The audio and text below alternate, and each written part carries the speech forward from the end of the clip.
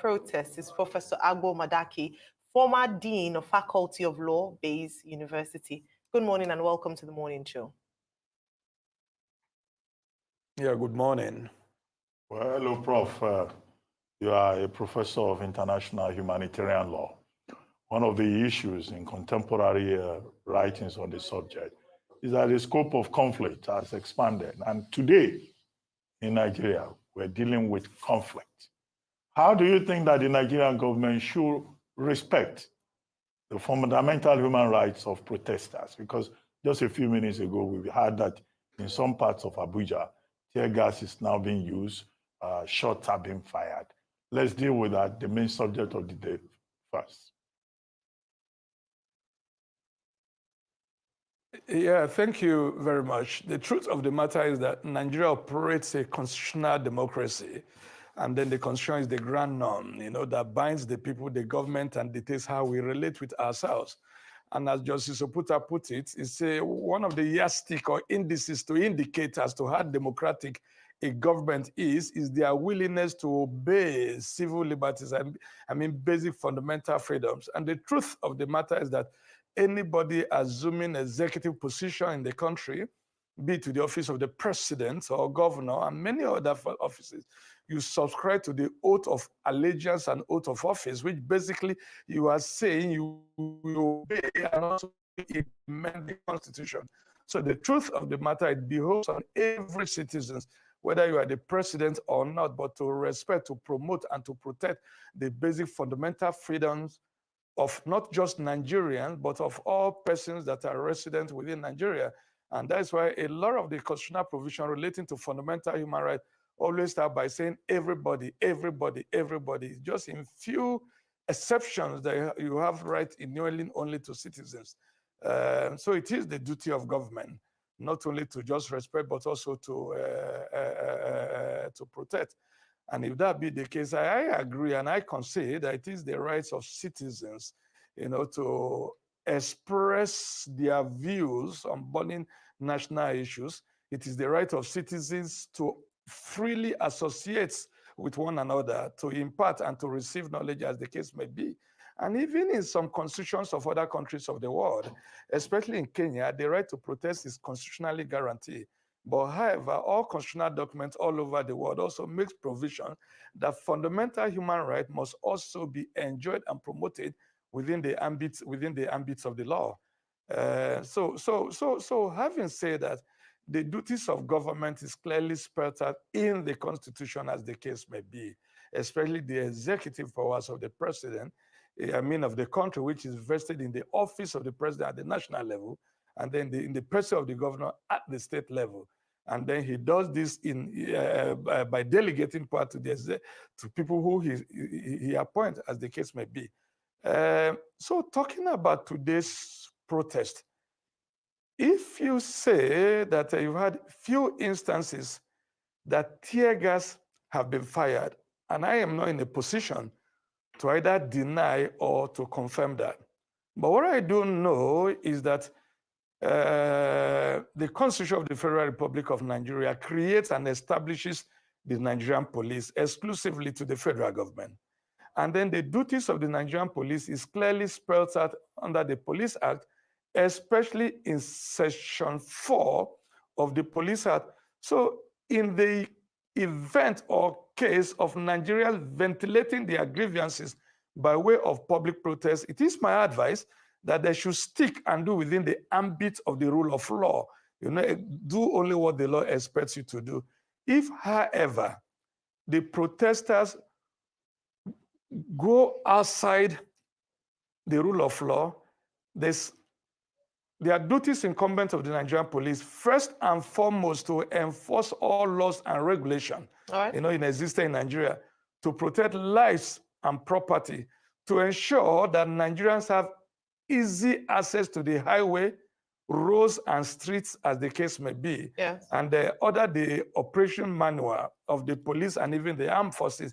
There are certain circumstances that force may be used either in suppressing a riot of violence or bringing people perpetrating crimes to order, as the case may be. Thank you very much. All right. Well, thank you very much for breaking that down, because we also hear, based on the process, that some states have obtained an executive orders restricting protests to certain venues. I'd like you to speak on that, even though many of the people we've spoken to this morning, especially the protesters, have said they haven't been served yet. What is the implication of that, especially in cases like in Abuja and Lagos, where we hear that they haven't been served yet? We also hear that Kwara has been added to that list only this morning. Please, your take on this. Is that an infringement on the freedom of assembly in terms of the procession or choosing to assemble in different areas aside from the allocated or prescribed areas? Let me point out very quickly, because to the glory of God, I'm not just a professor of law, but in the last 40 years, I've also been fairly active in legal practice, maintaining my own law firm. The truth of the matter is that the National Judicial Council frowns on the abuse or the easy deployment of ex parte proceeding in order to seek relief from the court. Basically, on the face value, an ex parte proceeding may be a variation from the principles of fair hearing, because it's a cardinal principles of law, natural justice, that audi autere patent, that is here both sides. But sometimes in extreme cases of urgency, either in order to preserve or to protect or preserve the right, as the case may be, parties may quickly rush to court by way of an ex parte application. But judges are advised to sparingly issue ex parte application, that it is better to hear both sides. But however, when the urgency is real and the danger is dire, in order to preserve and to protect, a judge may give an ex parte application, as the case may be. Now, why will either some states go to court to ask that the protest be restricted to certain areas? The truth of the matter is that the president is the overall chief security officer of the federations, and governors are the chief security officers of their states. And it is provided in the Nigerian constitution, especially under section 14, of chapter 2 of the constitution, that it is the primary duty and responsibility of government to protect lives and property, and all the security apparatus in the country, submit what they call security reports, either to the governor or to the president. So if from security report available to them, it is reasonably suspected that allowing the protest to go to A, B, C, D could lead them to a breakdown of law and order, something may be done about it. But let me point out very quickly that there's hardly any Can I just say something very quickly? Very quickly, which is very germane to the questions. Yes. And I'll be very brief. I need to mention that there's actually not even a single fundamental human right that is absolute. And that is why under the Nigerian Constitution, section 45, it deals with what we call permissible derogations from human rights. That is, there are certain circumstances that some human rights may be derogated from. And it's not only in Nigeria, even under the International Covenant on Civil and Political Rights, out of which we now have what they call the Siracusa principles on derogation from the provisions of that covenant. So there are certain circumstances, and those circumstances, even though it is furtherance of democracy, but in order to protect public order, public health, safety, national security, there are certain instances that fundamental rights may be derogated from under international law and even under the Nigerian Constitution, as encapsulated under section 45 of the Nigerian Constitution. That is, there are certain times basic fundamental human rights may be derogated from. Prof, you cannot be more correct. No rights are absolute. People have rights, but there's nothing such as absolute rights. Thank you very much indeed for joining us on the morning show. For more updates on the Lagos protests, let's cross over to our Rice News correspondent, Kingsley Onyekwelu, who is in the Surulere area of Lagos. Kingsley, you've moved very quickly from the Lekki toll gate to Surulere. Very good. So what's the situation in Surulere? All right, before coming down to Surulere, I passed by the Lekki toll gate one more time, then also the Koiling Bridge. The area is still calm and there's nothing happening there. The police presence is, of course, obvious. Then down to Idumota, Lagos Island, still enough ample police presence there. There are people on the streets, of course, but no businesses are open. Businesses are open, shops are shut down. Then we drove past the Costain roundabout down to Stadium and Shita before linking up with the police operatives that are just behind me. And I must say, they've been well organized and there has been no breakdown of law. Hello, Kisley? Kisley, are you there? Well, looks like the picture is frozen. Yeah, I think so. We'll probably this try to recalibrate morning. I think we have him As back we now. started Are you back? as directed by the Commissioner of Police to ensure that everywhere is peaceful in Lagos State, no matter the kind of protest that wants to come out. The significance of where we are, this is called doing to Surulere last time started from here, where we had issues of they broke into Adenine Ogunsoya and they broke into the ShopRite. And also the burning of Orile police station started from here. So it's significant of to ensure that we calm boys from this side so that we will not allow anybody to infiltrate into Surulere. As you can see, Surulere is very calm and we do not envisage any.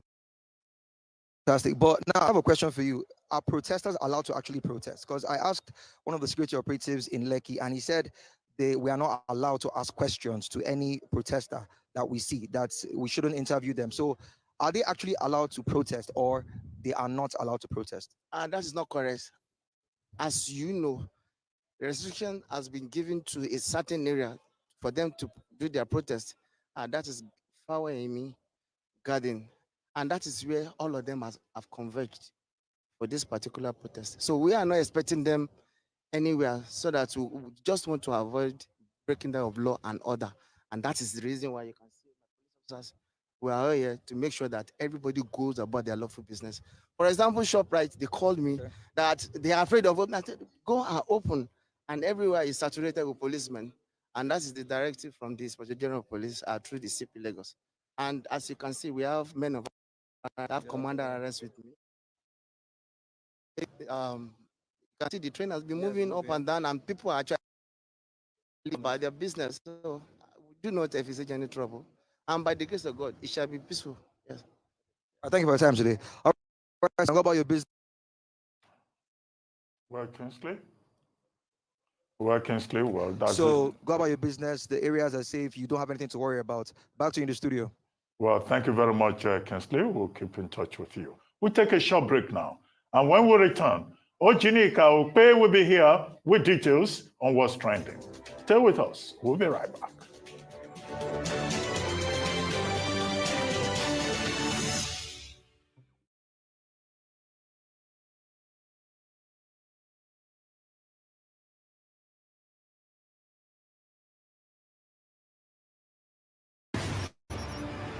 My wife and I created the Tony Elmelu Foundation in 2010. Today, the Tony Elmelu Foundation has trained over 1.5 million young African entrepreneurs. We have disbursed $100 million to 20,000 beneficiaries who have gone on to create over 400,000 jobs across Africa. We believe not only in financially empowering these young Africans, but also in training them and in providing mentorship for them. Today, I'm the second largest employer of labor in the private space of Sokoto State of Nigeria. Our mission at TriSpace is to empower youth and create technology-oriented opportunities worldwide. We're driving poverty eradication, we're catalyzing job creation, and we're also ensuring inclusive economic empowerment. Because the future of Africa is in your hands. The Tony Elmelu Foundation, empowering African entrepreneurs.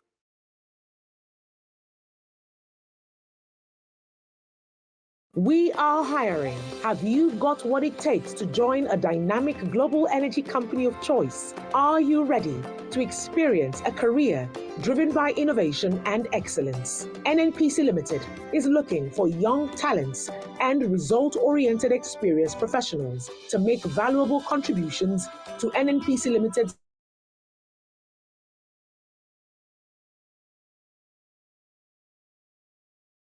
to borrow. they put us in poverty. They put us in penury. We cannot take this anymore.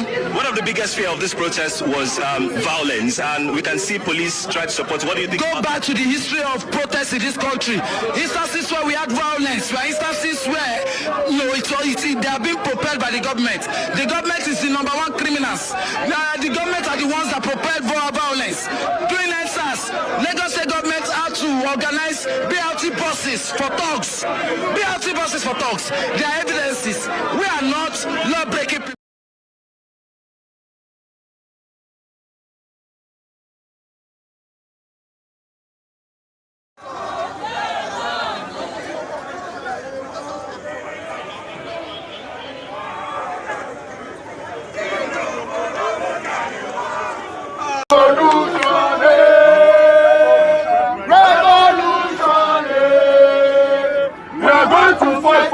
Before we die, revolution, revolution, revolution. We are going to fight for our before we die. Before we die,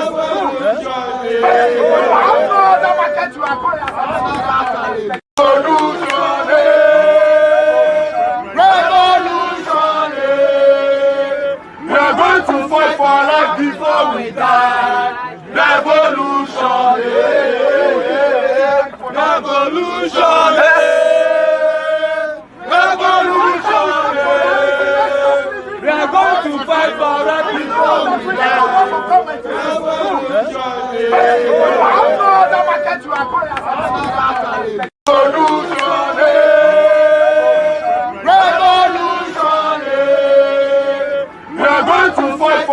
Before we die, revolution,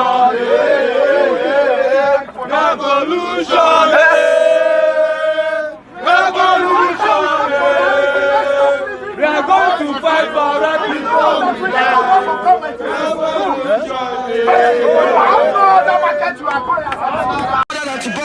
They borrow and they steal and they hit our money and they put us in poverty. They put us in penury. We cannot take this anymore. One of the biggest fear of this protest was violence, and we can see police try to support. What do you think? Go back to the history of protests in this country. Instances where we had violence, where instances where they are being propelled by the government. The government is the #1 criminals. The government are the ones that propelled violence. During NSAS, Lagos State government had to organize BLT buses for thugs. BLT buses for thugs. There are evidences. We are not law-breaking people. To borrow. They borrow and they steal and they hit our money and they put us in poverty. They put us in penury. We cannot take this anymore.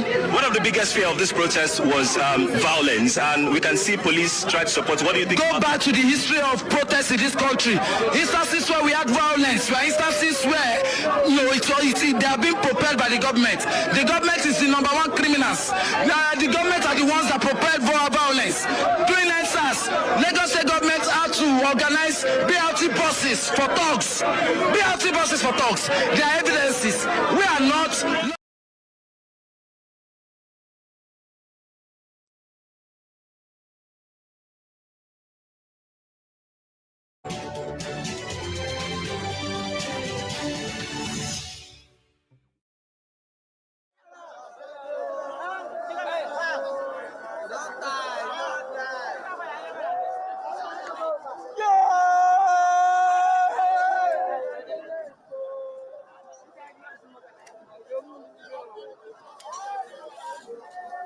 Well, this is a live shot from Ikeja, where Obadeoye is reporting from. I don't know whether we have Obadeoye there, just to give us a quick update on the situation at Ikeja, which we've been covering since morning.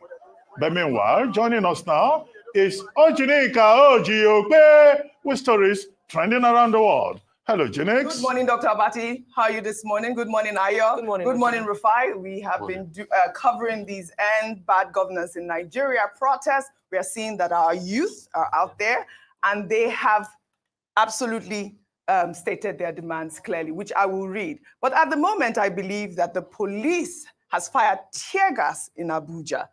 Yesterday, we saw operatives of the Rapid Response Squad of the Lagos Police Command, where they displayed a full display of might ahead of the End Bad Governance in Nigeria protest. The armed officers were seen jogging and singing in full armor as they marched to different locations, as we will see in this now viral video.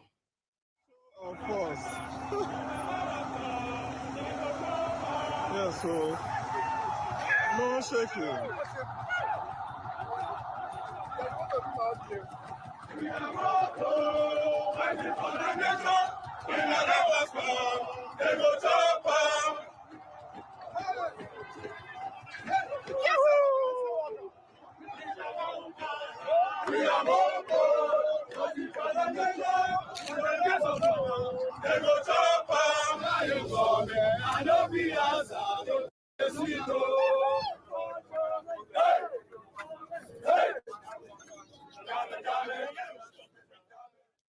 In full armor. But Nigerians are saying, are we at war? I mean, we are seeing these people out here, you know, trying to prevent the NSAT or protect us from, I believe we have a live shot at this moment. I don't know where this is. Is this in Ikeja at the moment? This is in Ikeja at the moment.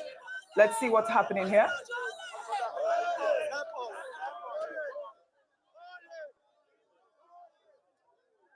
All right.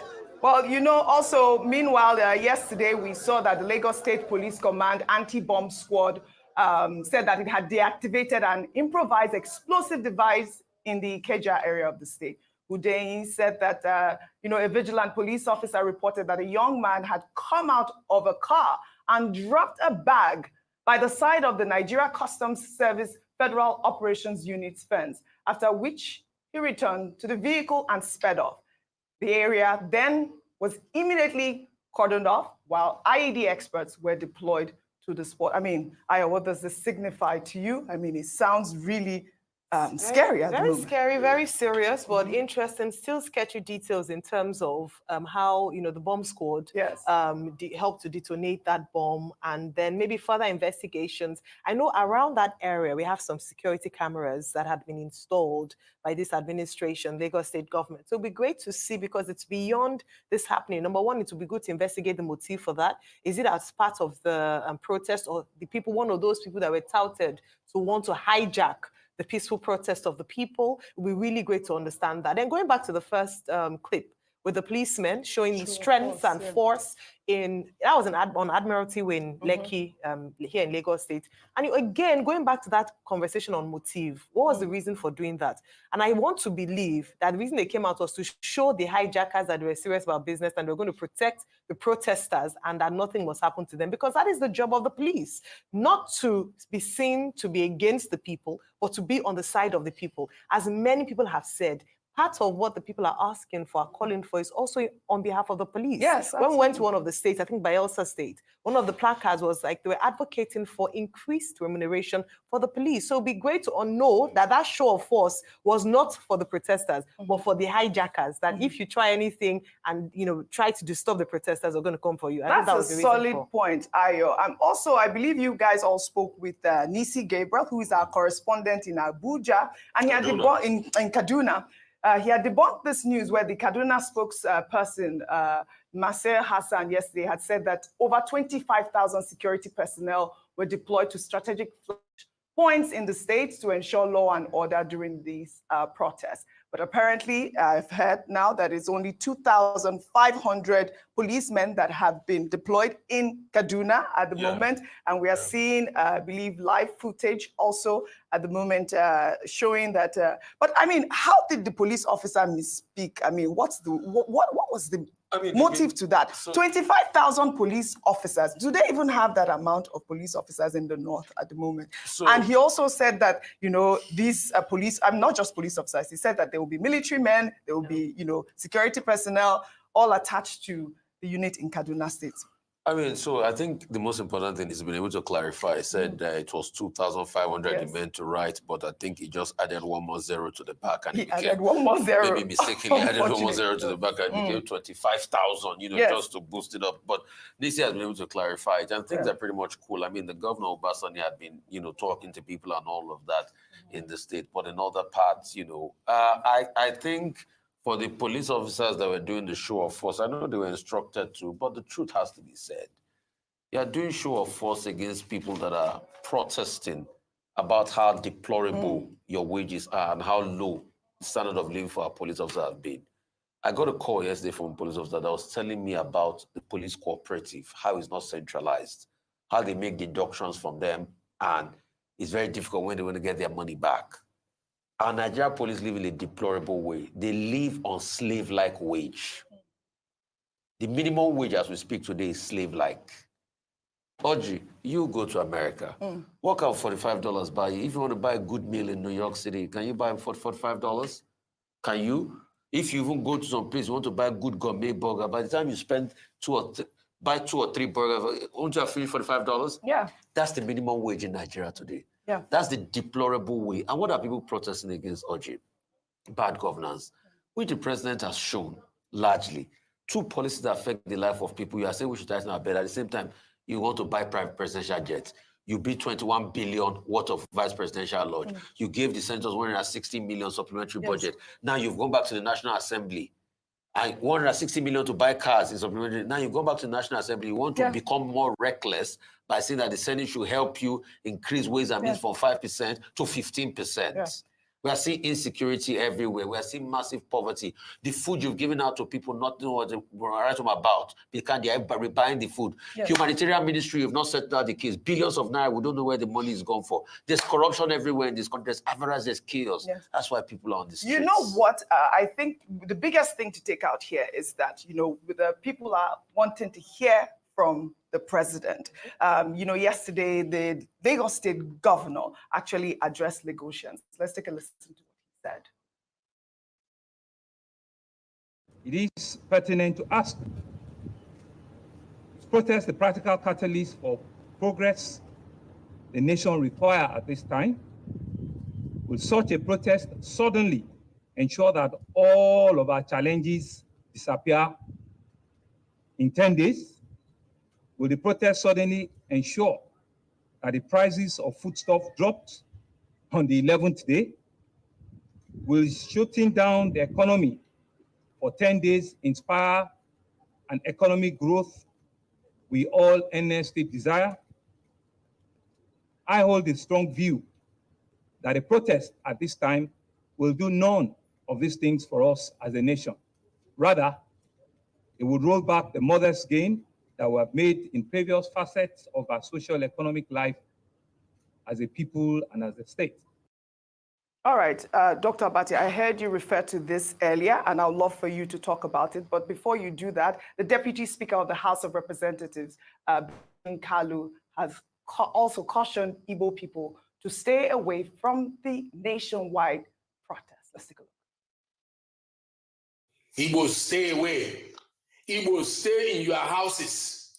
You'll be used as an scapegoat. They will target you and they will waste you. Igbos, we have died enough. Our blood has filled the street enough. Allow those who feel they can do it, let them go and do it. We'll be strong enough. For this protest, let us be weak. Now, let those ones who are strong, let them stand on the streets. Igbos, be weak now to sit at home. If there's any sit at home that will be effective, not the one you have done on Mondays, let it be the one that will happen at this protest. As one of the leaders of this country, as one of the leaders from the southeastern region that you love and you have confidence in, I am telling you, if you have never shown weakness before, let it be shown now. Igbos, we have shown strength in civil war. We have shown strength in agitation. We have shown strength in fighting for IPOB and MASOB and all the rest of them. In sitting at home, please be weak now. Because they were looking for opportunity to slaughter you. Sit at home. They are looking for opportunity to slaughter. I know you want to speak, but I want to give Dr. Patti the opportunity to speak on some of the stories that we have discussed. I said in the morning, when I was doing the review of the reactions, from the states, basically, that almost all the state governors have called for calm, they've called for peace, whether it's in Kwara, Kogi, Yobe, Zamfara, in Kano, where the protesters are now also on the streets, The governor, Abba Yusuf, also said, well, the people can protest, but please just make sure you are peaceful. In Bayelsa, Governor Doye Diri told people to go to work. In Imo State, we understand there is no protester on the street, you know. And then you have Lagos State. Ogun went to court, got an ex parte order. Kwara went to court, got an ex parte order. But in Lagos, Governor Sanwo-Olu took the additional step of addressing the people in a 20-minute televised address yesterday, basically appealing to the people. And what interests me in his presentation are the questions that he asked. He said, okay, is it the protest that will bring down the price of foodstuffs? Or does it mean that after 10 days protest, on the 11th day, people will suddenly discover that things have changed? They may be rhetorical questions, but he's raising those questions because he knows where the shoe pinches. He was governor in 2020 when you had the NSAS protests. All the vehicles, the BRT vehicles, brand new, that he had, his administration had procured and put on the roads. Most of them were destroyed. Over 50 were destroyed. Police stations were destroyed. Lekki Toge, it was his government's responsibility to fix all the things that were destroyed. Not to even talk of the compensation, the panel that was set up, and all of that. So my own concern is that what Governor Sanwo-Olu did, you know, sets an example for President Tinubu. President Tinubu should have been the one to seize the initiative to talk to the people, either yesterday or this morning. And he's just sending secretary to government of federation, ministers. Nigeria is at a point where you don't delegate certain things. So I think for President Tinubu, it's a missed opportunity, you know, for him not to have addressed the people. Benjamin Kalu talking and saying Igbos, this and that. Well, he's just expressing an opinion. He's not in a position to dictate to people what they should do. He can only advise. So the fact that he's an Igbo man and is a deputy speaker in the House of Reps, it does not make him superior to any other Igbo man. But what we know is that in Imo and other parts of the Southeast, people are sitting at home. So please, Benjamin Kalu shouldn't get carried away because of the position he occupies. All right. He can only advise the people to obey the rule of law. That is what is important. All right. I believe at this moment, Rufai, we have Oba Adeoye live in Ikeja. Oba, how are you? Bring us up to speed. What's really going on right now? Yes, we are no longer in Ikeja. We are right now at Ojota bus stop because the protesters were coming from Ikeja and they are going to the Ganifawa Freedom Park here in Ojota. It's just a stone throw away from here. So it has been a long walk for the protesters.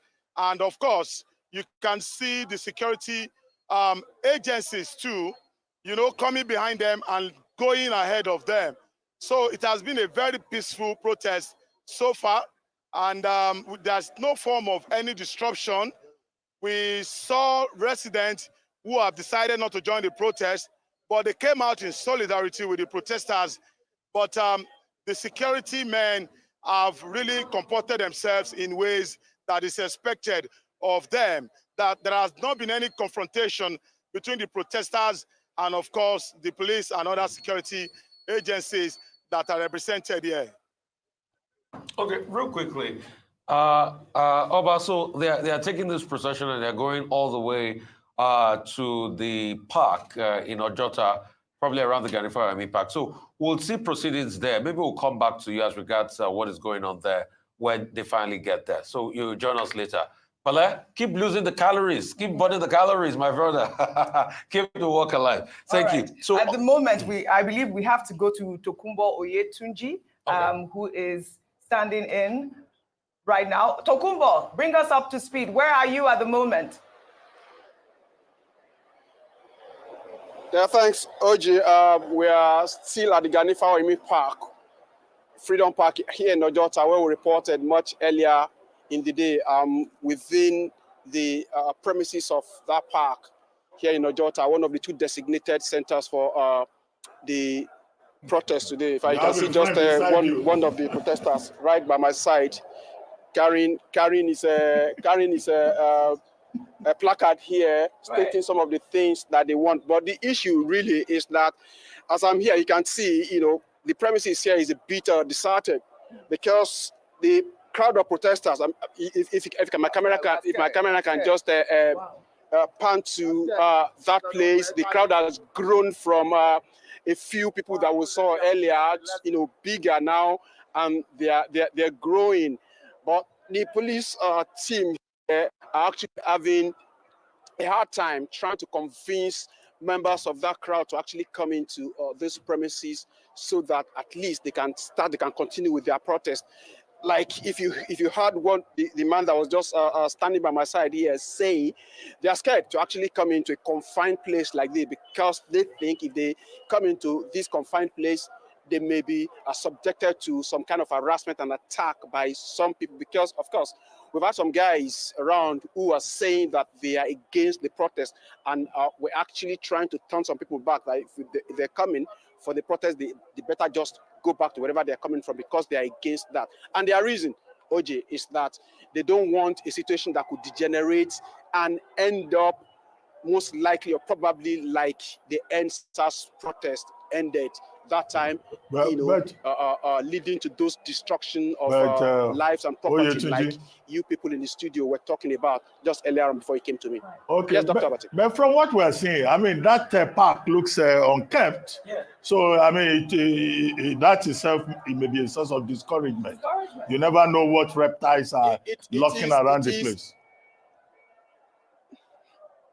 It is an issue here, really. In fact, majority of or some of the guys, some of the protesters who have actually peeped into this place said no, there's no way they will come into a place that is this bushy.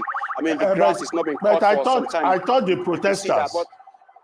protesters, when they informed the state government, they said Governor Sanwo-Olu should make sure he cuts the grass in that place, and I should also provide them with buses, transportation to the convergence points. So the government just ignored them. They couldn't even cut grass for them. I mean, clearly that's the situation. Really, we never really had any official statement as to that request from the the Take It Back movement that was after the court ruling on Tuesday, saying they wanted air-conditioned buses to actually convey them from different convergence points where they will now proceed to Ojota, and I guess that was what was responsible for them just gathering somewhere at Ikeja Under Bridge from where my colleague Oba reported from and making that their procession down here. So I'm not sure government actually listened to them, because if they had, it will have been reflected here.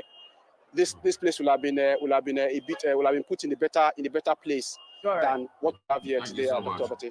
All right.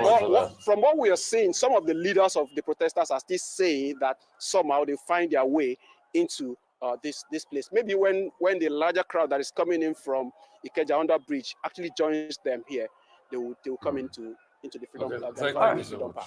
All right, thank you very much, Tokumbo Oyetunji. And please do stay away from reptiles. I mean, watch out for reptiles right there. But I believe we have Georgina Ndukwe Ezeinka right now in Abuja, bringing us up to speed. Georgina, good morning.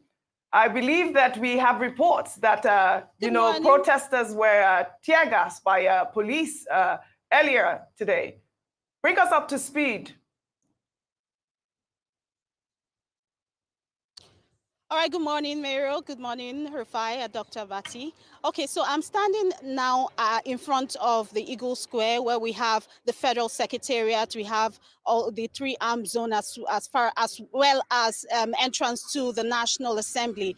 We have so many police officers armed and ready to, take charge in case anything happens. However, we had heard earlier from some journalists who were here that some people were trying to gather, and they had to use tear gas to disperse them.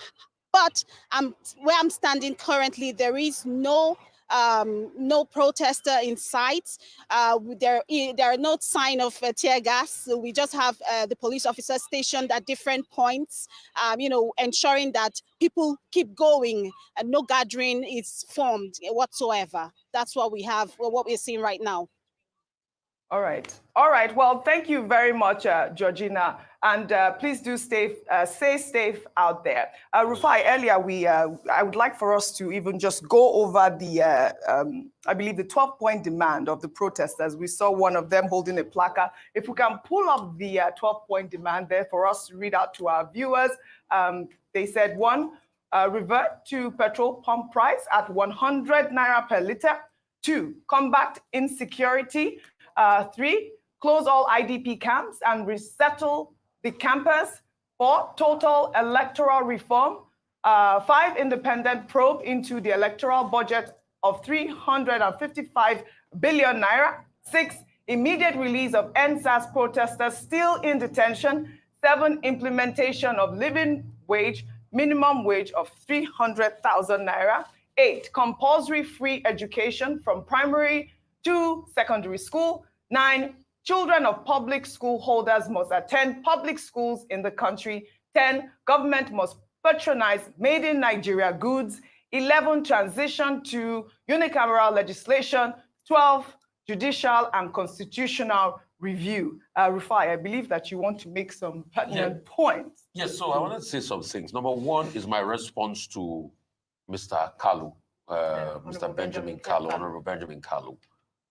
Honorable, do not make this about ethnic baiting. This protest has never been about Igbo, Yoruba, or Hausa.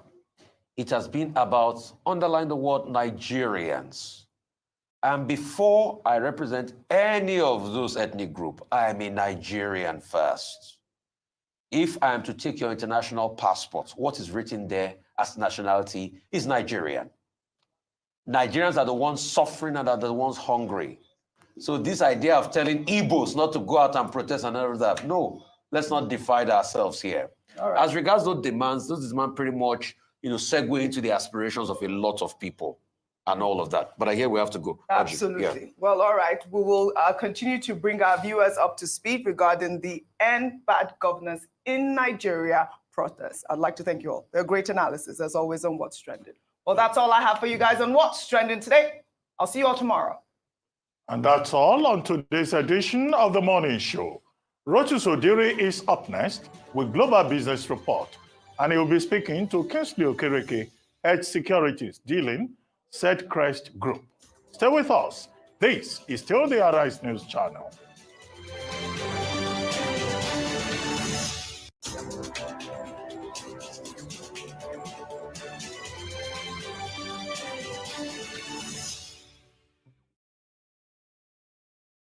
In the heart of our great nation lies the strength and resilience of its people. We have faced challenges, and yet we stand tall.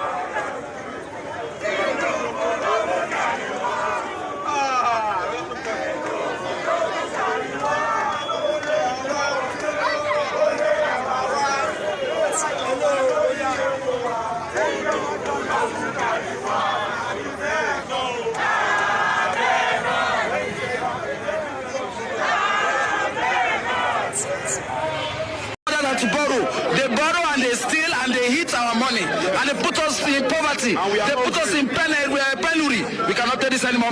One of the biggest fear of this protest was violence, and we can see police try to support. What do you think? Go back to the history of protests in this country. Instances where we had violence, where instances where they are being propelled by the government. The government is the #1 criminals. The government are the ones that propelled violence. During NSAS, Lagos State government had to organize BLT buses for thugs. BLT buses for thugs. There are evidences. We are not law-breaking people. Than to borrow. They borrow and they steal and they hit our money and they put us in poverty. They put us in penury. We cannot take this anymore. One of the biggest fear of this protest was violence, and we can see police try to support. What do you think? Go back to the history of protests in this country. Instances where we had violence, where instances where they are being propelled by the government. The government is the number one criminals. The government are the ones.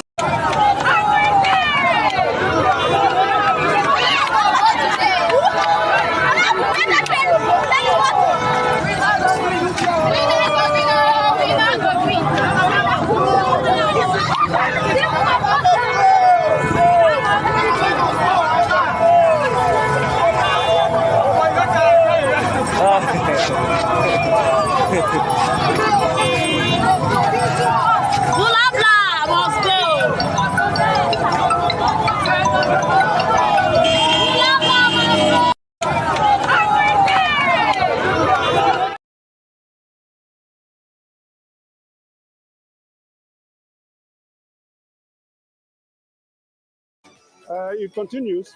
We are grateful to Dangote for this initiative.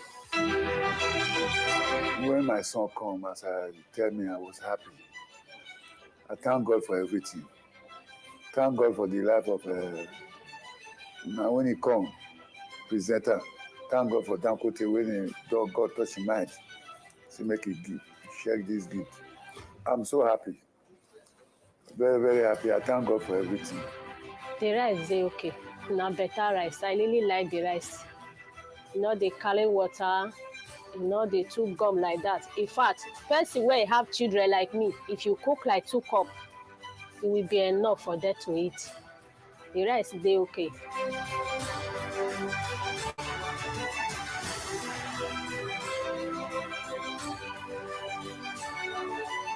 We pray for Dangote for sharing the rice for everyone. Thank God the rice is still reach our side. We really enjoy it. May God bless you. We are so happy.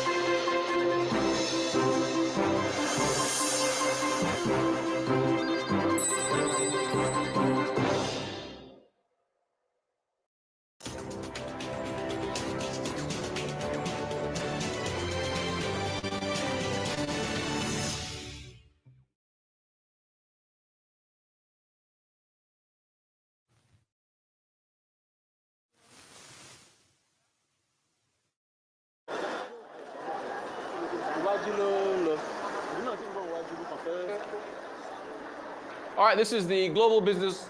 All right, this is the global business report here on Rise News. Live images in Ojota, Lagos, where the protests have kicked off. And we are seeing a number of people walking through a corridor that is adjoined by fences with lots of grass in the middle. Camera panning up right now. You see buses still carrying folks. There's a flatbed truck. It's not carrying anything. You've got lots of people on each side of the road. You've got crowds there. You've got some folks with a sign that says something Lagosian. Maybe they can come a little closer. Once again, this is the cost of. There is the police vehicles on the right-hand side of the screen. There, the officers clad in black uniforms. They got their weapons at the ready. We heard there was some tear gas incidents happening in Abuja, the Federal Capital Territory. Just heard from Georgina Undukoya, our correspondent there. And I think we've got Tokumbo Oyetunji, who is on standby. Tokumbo, good morning. So is the message being passed on? Well, what's the message from the protesters you're talking to? Rotus. Yes, go ahead, sir. Good morning. So, yeah, Hello, Rotus, can you hear me? Tokumbo, I can hear you loud and clear. What we are, it looks like the camera guy is on the elevated vantage point, panning downwards into the crowds. And what's happening? What's the latest message? Hello, Rotus, can you hear me? Loud and clear. I can hear you loud and clear. Go right ahead. Yes. I've lost you if you can hear me. We can hear you loud and clear, Tokumbo. There's so basically these folks seem to be passing through the grass to avoid the road. That's what it looks like. That's what it looks like. And yeah, we still got buses moving. We still got, vehicles plying the roads. And just a set of folks on one side of the road in terms of as far as the crowd is concerned. Again, Jota. All right, I've got a markets trader with me in the studio, Kingsley Okereke, who is with Zcrest Group. He's a wealth manager. Kingsley, look, we know about the inflation figures. We know about the exchange rates. We know what this is doing to people. What do you make of, I guess, the cost of living crisis in Nigeria? Good morning, Reuters. Thank you for having me. Well, I think we are already well aware of the data and how it has printed. We've seen cost pressures rise on a consistent basis. Inflation has not shown much signs of abatedness, and we still, watching to see how that pans out in the coming quarters. It will be interesting to see how those figures roll out, but government has pretty much, ramp up policy direction to try to, show some intervention, in the immediate term, while they kick into gear some of their other policies to try to stem the tide in this crisis that we are seeing. We are hopeful that this should be able to, bring some succor to the populace. But as I said, the central bank also noted some of these policies, that they have actually brought to the fore. And we just wait to see how this impact would permeate through to inflation. And but pretty much you should expect to see growth come under some pressure. Speaking of growth coming under pressure, so we're looking at live images now. We've got some police officers. I do wonder why everybody's walking through this particular corridor of grass. I hope Tokumbo can tell us. Okay, the camera is panning to the left now. And there's a gentleman standing on an elevated position. I think he's trying to take photographs, but everyone seems to be walking through this particular path here. And maybe they're avoiding the road. Anyway, look, businesses, whenever there's protests, at least for us, we're looking at the impact on businesses. A number of them have closed. So, Kingsley, it is expected that there'll be a productivity hit depending on who's closing down where. What do you make of the productivity impact? It's generally like the general phenomenon that you try to see economic activity slow, given all this. And that's why I believe that policymakers will be ardent listeners at this time to try to prevent such hit to GDP. If you've noticed, we've been experiencing more like a stagflation effect, with high inflation and low growth. Growth figures will likely, be showing all these signs that we begin to see. And pretty much at this point in time, we just, just be cautious to be able to see how this plays out. We are not the only country going through this cost of living crisis. Our European counterparts have pretty much dealt with the same thing, and they've deployed policy, and we've seen how that has panned out, in recent times. You've seen inflation abate, in the US, in the UK, and the likes, and you've seen, global central banks starting to move towards policy normalization in that regard. So I believe that policymakers, again, will be attendant to the negative consequence of this, and they would definitely respond in due regard. You're doing very well. We were supposed to talk about central bank normalization, so you're doing fantastic, Kingsley. Let's go to Enugu. We have another correspondent there. Let's head over. Let's leave Lagos and head to the Coal City. Coal City. We've got one of our correspondents on ground there. Good morning. So what is the latest in Enugu? Good morning. Enugu is so calm, so quiet, people going about their businesses, just few of them anyways. The place is a bit dry because people are in their homes for the fear of the unknown. So there's no protest going on in any part of Enugu State. All right, Ifewa Oguye, thank you for the update. So, how much of Enugu have you covered? There's no reports, nothing on social media. Why is that? Why is there no protest in Enugu? Is it that people in Enugu are doing better than everybody else? Why is nothing happening in Enugu? Okay, the few persons who spoke to, they say there's no need for that, that the governor of Enugu State is trying his best, that the thing, that the whole problem happening in Nigeria shouldn't always be about the federal, that the states can go ahead and put their house in order, that there's no need for the protests. That is very interesting. We've had a lot of conversations about, particularly for minimum wage, bringing it down to the state level and moving away from things at the federal. And we did, in fact, Arise News was one of the media houses that interviewed Governor Umba 1 year into his tenure, and he talked about a whole lot of things he had been doing. So perhaps, as you're saying, the indigents in Enugu seem to be happy. What about businesses? Are businesses open? Every other thing else moving along? Transportation, buses, taxis? Just very few of them. Very few. The major malls in Enugu are not open. Even the filling stations, it's just very few businesses that are open. Majority of them are locked down. Okay, because I assume that would be the case because they're a bit nervous about how things could turn out. So is there any forecast as to things returning to normal tomorrow? How do you see, what's the sentiment like? Do you think normal business resumes tomorrow? I feel people will still want to observe what will happen in the morning hours, probably towards afternoon or evening hours. That's when they will start coming out. Ifeanyi Ogbuye, our looking correspondent. at the proposed. Right. Thank you so much for the update. Thank you so much. Ifeanyi Ogbuye in Enugu. Let's head now to Abuja. Thank you. All right, great stuff. Let's head to Abuja now. Ferdinand Duroye is with us. Okay, there's some action in Abuja. There's something going on. Ferdinand, what is the latest? I see you walking with the people. Tell us what is happening. Well, thank you so much, Rotus. Well, you definitely can hear the sound of the protesters right now. And it's a walk from the National Stadium. And they say they're actually walking into town. Now, that's the situation right now. Now, let's not forget that this is not exactly what the government planned. We're talking about the protest. They had been restricted to the National Stadium. But at this point, after about 2 hours at the National Stadium, we saw a large mammoth crowd gather. And right now, they are making that walk into town.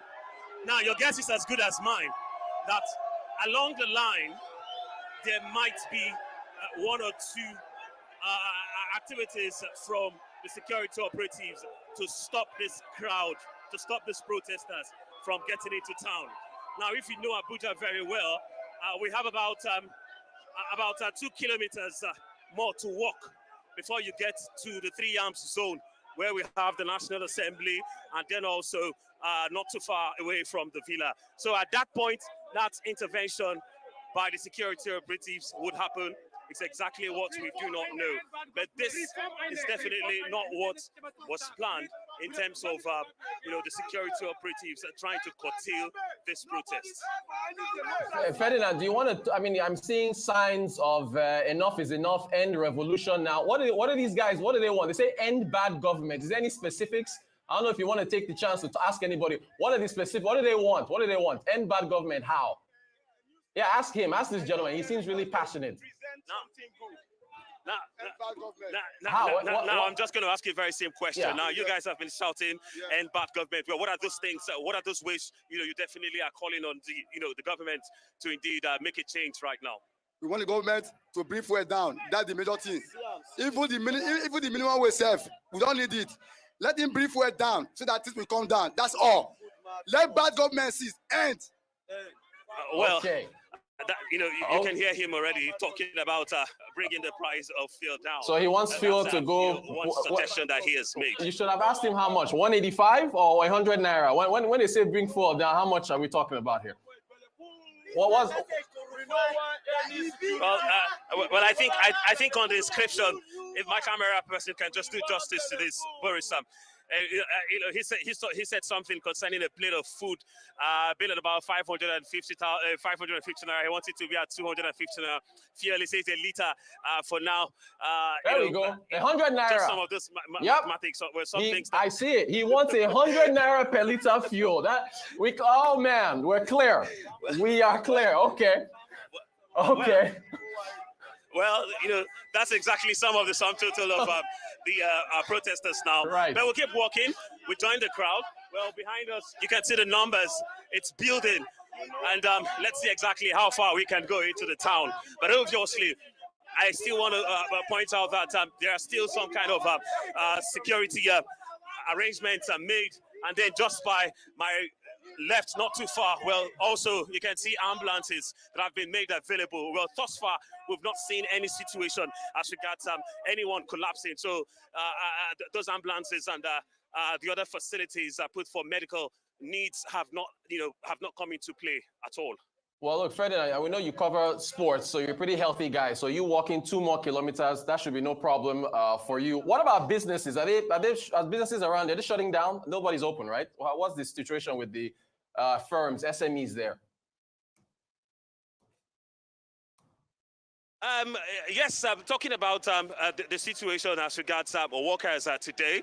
Well, in this part of town, well, you have mostly the government parastatals, and you can see that, most of the offices are indeed locked. Well, for those of them that are not locked, I want to guess some skeletal arrangements going on. But what I can confirm to you is that as regards the local government, there are no local government workers at work today. Well, they've asked everybody to sit at home.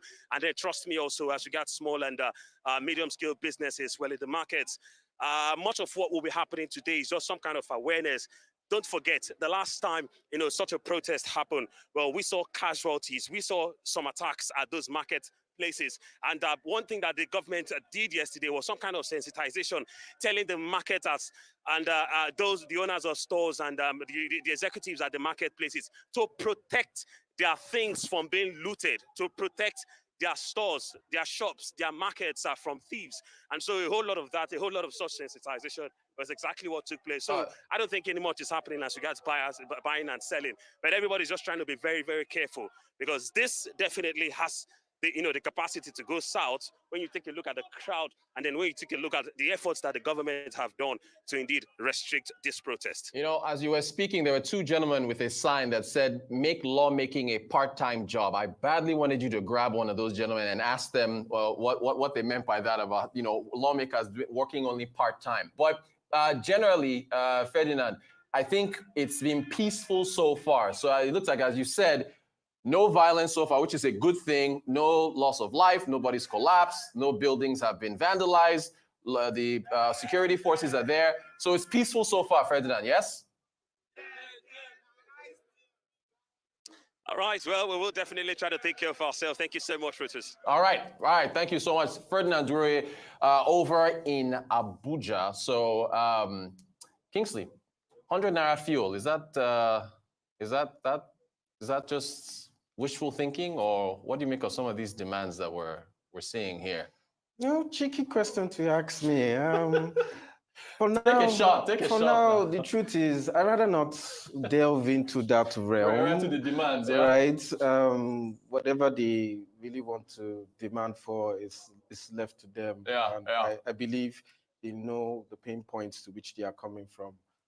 We just like to stick to the numbers, right, and stick to the economics, Well, I mean, I know you're a markets guy. You don't want to get into this, but there is an economic angle to that, because if you go take fuel, it was 185 before, right? You take it to 100, then there's obviously fiscal structure repercussions for that, for it going back to that price. But I think the sense here is that people are feeling the pinch. What about the time it takes for reforms to kick in? I think this is we're feeling the short-term pain. Is that the best way to explain what is going on? And people don't have patience in terms of letting these reforms work out over time. Is that a fair assessment of what's going on? At least from the economic angle of it anyway, as far as pace of reforms. Well, looking at the reforms, government has, as I said, put forward the agricultural policies that they feel is going to be able to get them to the promised land.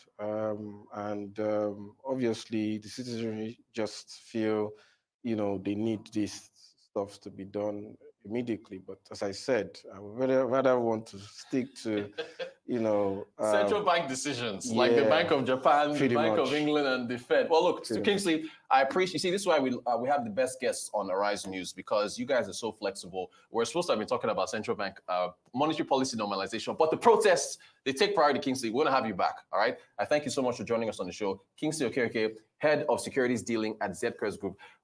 Chika Umbono is next. You want to hear what he has to say about what's going on. So stay tuned. You're watching the protests, the ongoing protests, live coverage, Arise News. We'll be right back.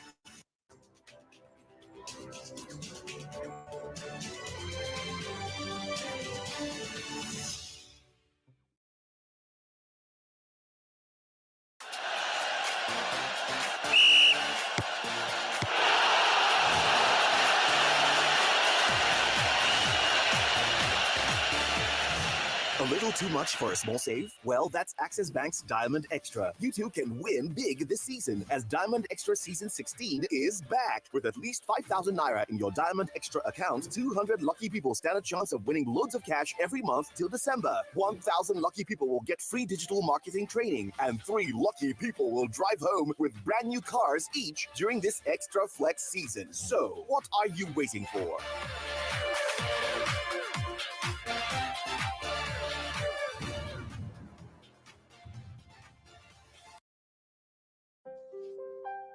My kids are more than precious to me. Seeing them doing well, healthy and happy brings me so much joy. I know it's my responsibility to ensure they are well nourished. So I use Dangote salt in my cooking. It is high quality salt that refined and iodized to give great taste to my meals and also for my family's and well-being. And it's got a name that I trust. Dangote salt is refined and iodized to help prevent iodine deficiency disorders. So give your family meals that taste delicious and support their well-being with Dangote salt. It's time to care about your salt. Choose quality, choose Dangote salt.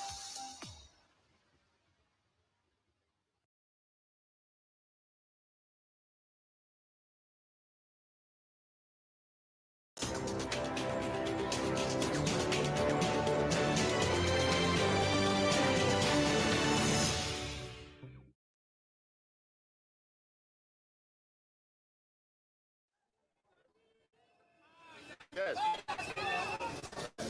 Okay, okay.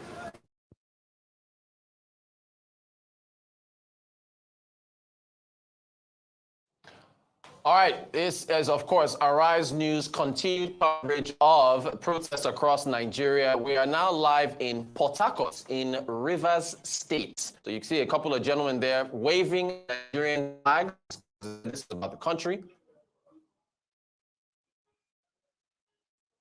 All right, and we're going to get, of course, continued coverage now. Let's see as we get. All right, so we're going to get one of our, of course, our correspondents who is getting ready there to tell us the lay of the land over in Port Harcourt. So far, you've seen protests to some extent in Lagos, nothing in Enugu so far. Abuja, very, very active. And now, all right, so I think we're going to go to our correspondent now over in Port Harcourt. Okay, so we'll get to him in just a second. Chika Umbono is with us, Arise business analyst. Chika, thank you for joining us. I really appreciate you coming out of the house because everybody has been staying home. You've talked a lot about cost of living. What do you make of what you've seen so far? You know, when we talk about Nigeria, sometimes it's sad commentary because you will hear people say that we are not supposed to be suffering the way we are suffering. Right. This is a nation that is, you know, I'm just tired of talking about it on this program. Of course, I know. We're a nation that is endowed with, you know, literally every kind of wealth that God has blessed us with. But, you know, since time immemorial, let me speak that kind of English. Yes. We have been buffeted with, you know, poor management of the economy, poor management of our resources. Even the situation that we face today, I used to be very reserved. Yes. Wondering whether I'm being too aggressive when I attack the sub-national governments. You heard what, I don't know, I read what Governor Sule of Nasarawa State government said, that one of the things that citizens, we're talking about this strike, yes, and he was saying that one of the things the citizens should do is to go back to the states and ask their state governors, what have they done with the, the revenues that have been becoming multiples to the states compared to what used to come. That for his state, he mentioned that the things they've been doing, and that have created employment and put resources in the hands of people. I thought about it here several times in this program, and I said one of the things we have been endowed with is land, so much land. Instead of looking for sophisticated jobs in offices and people, the governors can make agriculture more interesting. Yes. The other things in IT, there's so many things people can do. So you see a lot of states now and much richer than they were 1 year, 2 years ago, but the standard of living has gotten worse and worse. So is fuel, can fuel become 100 naira? In our desire, to push the boundaries, there's also some dose of realism. We have to introduce some of these things. Right. So one of the things that, let it not be like the story of the hen that laid the golden egg. Yeah. You just kill the egg, kill the hen, so you can get all the egg. If you want to get full at 100 naira, maybe the refineries will not work. Right. After selling the stock that you have, you may not have another stock to sell. So there's a lot to be done. And with what happened in the last 2-3 days or the last 1 week, trying to, by the government side, trying to moderate these protests, yes, you can know that, if they have been consistently doing all those things, the life of citizens would have been much better. I think we're going to go back to Port Harcourt now. Andy Omano is our correspondent on the ground. Andy, can you hear me? I saw you at the roundabout with gentlemen waving flags. What's the situation in Port Harcourt in Rivers State?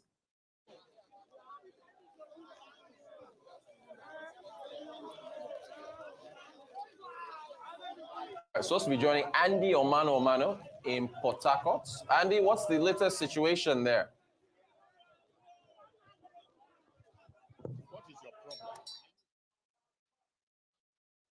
All right, so any moment now, we're going to be getting Andy Omano in Port Harcourt in Rivers State. We had images there. There were folks waving flags. They were at a roundabout. There he is. It's raining. He has an umbrella. Okay, Andy, go ahead. From the main entrance to Government House, where youths in their thousands, they are here this morning when we set out before my colleague Mary Shinda handed over the reportorial baton to me. We were here earlier on and it was like a graveyard. That was at about 9:30 to 10. But this, as we speak, the entire main entrance to Government House has been overtaken by protesters. But the good news about it is the entire system is fortified. You have men of the Nigeria police, men of the civil defense who are here to ensure that there is no breakdown of law and order. But the protesters in their hundreds are insisting on one thing. They want to talk to the governor of the state, whom they refer to as their father. They want to talk to Governor Fubara, who to them must talk to them now in order to communicate their message to Mr. President concerning the hardship that Nigerians are experiencing as we speak.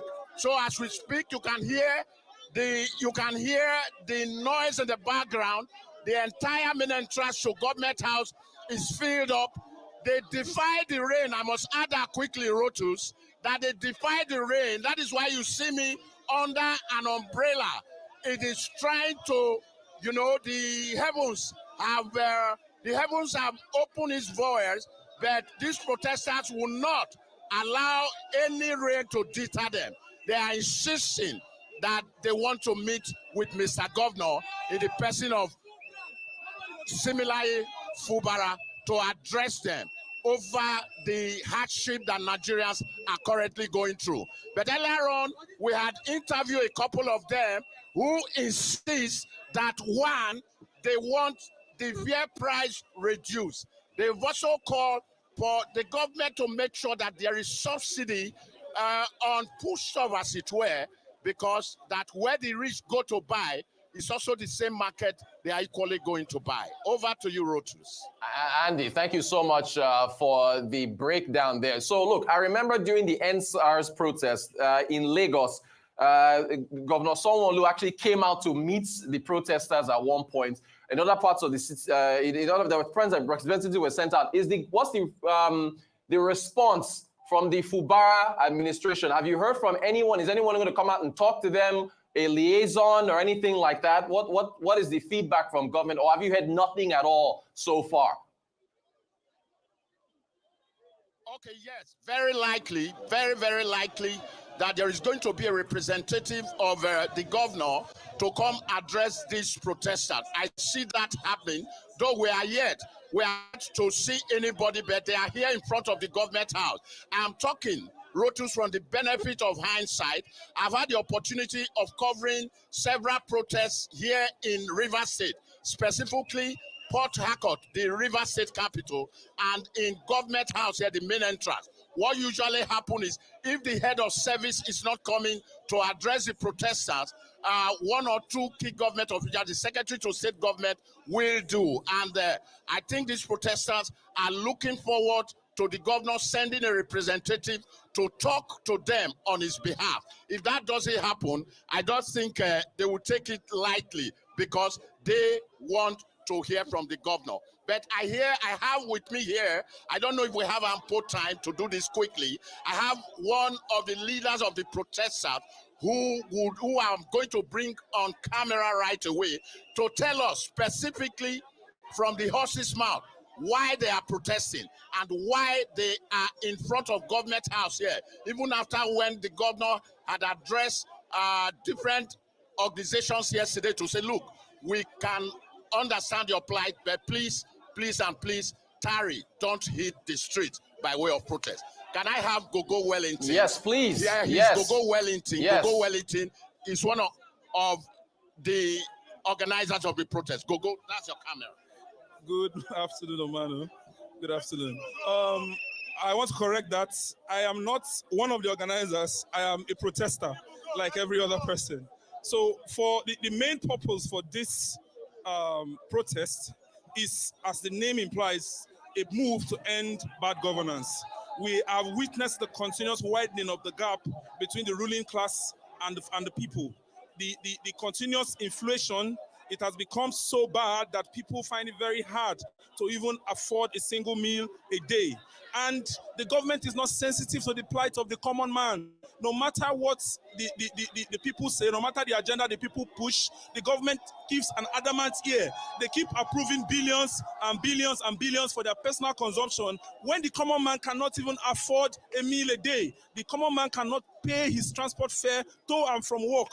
You see them contending so much when it has to do with minimum wage, but when it has to do with their own allocation, when it has to do with their own collections, they don't tone it down. We protested and argued against the approval of millions of naira for vehicles for National Assembly members. They went ahead to approve it. We protested against the authorization of billions of naira for the renovation of the house of the vice president, about 20 billion naira for renovation of the house of the vice president. They went ahead to do it. Allocations are keep coming up abruptly without consideration for the common man. So what place does the common man have? We want a renegotiation of this entire exchange. The people do not matter. So we want to matter in the scheme of things. The Nigerian people want to matter in the scheme of things. That's why we're here. And we are not really interested in the governor coming out to address us, because our brunt is not with the governor.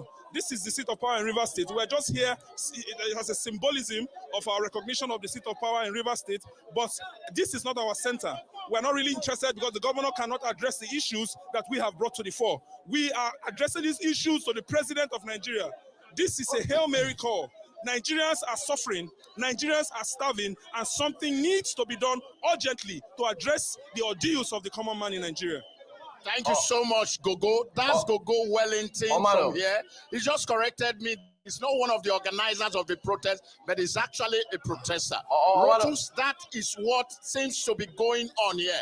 As we speak now, that is the propensity. And so we'll get across to you, because for you, everything we would run with. Right. And we are still here, keeping a pace on what Omano, we can get. But they are here. Can you quickly, Yes. wait, I really need you to ask him this question here, because he seems to be completely absolving the executive governor of Rivers State that has a state budget for the indigents of Rivers State. He's skipping over him and saying this is going to the federal government. Rivers State gets a FAC allocation. In fact, I think it's the third highest FAC allocation after Lagos and Delta State. So can you please ask Gogo, how is it that he can completely ignore Rivers and say, we're not here for the governor and this is for the federal government? I really need to get some clarity from him on that. Okay, Gogo, the question to you. Several allocations have come. What do you make of the allocations that have come from the federal government to Rivers State? Have they been well expended? I want you to answer to that while you face the camera. You know, because of the disharmony in Rivers State and the continuous interference of the center in the affairs of Rivers State, it is so difficult to ascertain the state of things. When it comes to distribution of palliatives, we don't want palliatives. We don't want things to be sent to us like we're a charity case. We're not a charity case. We want institutional change. A change that comes from the top to the bottom, a change that is representative of the ideology of decentralization that we have been talking about, the unbundling of the limited liability company called Nigeria, because we need to decentralize and reduce the weight on the federal government. Let those at the localities take more decisions when it has to do with the affairs of governance in Rivers State. We cannot at the end of the day keep referring to presidency when it comes to issues that can be handled locally. Let issues that can be handled locally be put down to the people at the local level to handle their affairs. Exclusively to just contain things like defense and other issues that the presidency should concern themselves with, like external relations and all that. But as per Rivers State here, for now, we want a decentralization, unbundling of the national structure, of the current structure that exists, which condones corruption, which enables the center to keep pilfering and emptying our vault of the as Niger Delta people. We are Niger Delta people. We fund the center. So what is present here should be representative of the wealth that we have in store in the Niger Delta. So, but what is currently going on is not representative of that. Go to the communities. You hardly find amenities. There is no power outside majority of the local government, outside Rivers State. Yet we say we are the center. We have oil. We have all what we fund the national budget, but we cannot be bold enough to say we have amenities to actually represent the fact that we are the treasure base of the nation. So what we're talking about is the renegotiation of this structure we call Nigeria. Thank you so much, Gogo. And so, Rotus, that's Gogo Wellington for you. You may have put it in perspective the way you want it, but like I told you earlier on, when we were here in the first running, there was no crowd here, but here we are, still in front of the government house. The crowd has amassed here, and they are demanding for one thing, that can this hardship be a little bit softened by the Nigerian government. They have said it. They are not here to meet Mr. Governor. They are here as a symbolism, the fact that this is the seat of government. They are here to drive with a point, and they are looking forward to a situation where government at the center will indeed listen and hearken to the plight of the ordinary Nigerian who is in the street. Over to you. Thank Rotus. you. Thank you so much, Andy Omano on this on a rainy day in Port Harcourt in Rivers State. Thank you so much, Andy. We appreciate it. We'll come back to you later in the day. Chika, I really want your thoughts on this, because the whole dynamic of our skipping the governor, we're not going to talk to Fubara, we won't talk to the federal government. Please, because you just talked about governors a few minutes ago. I think it's the lack of understanding and appreciation of the way the governance structure of Nigeria is organized.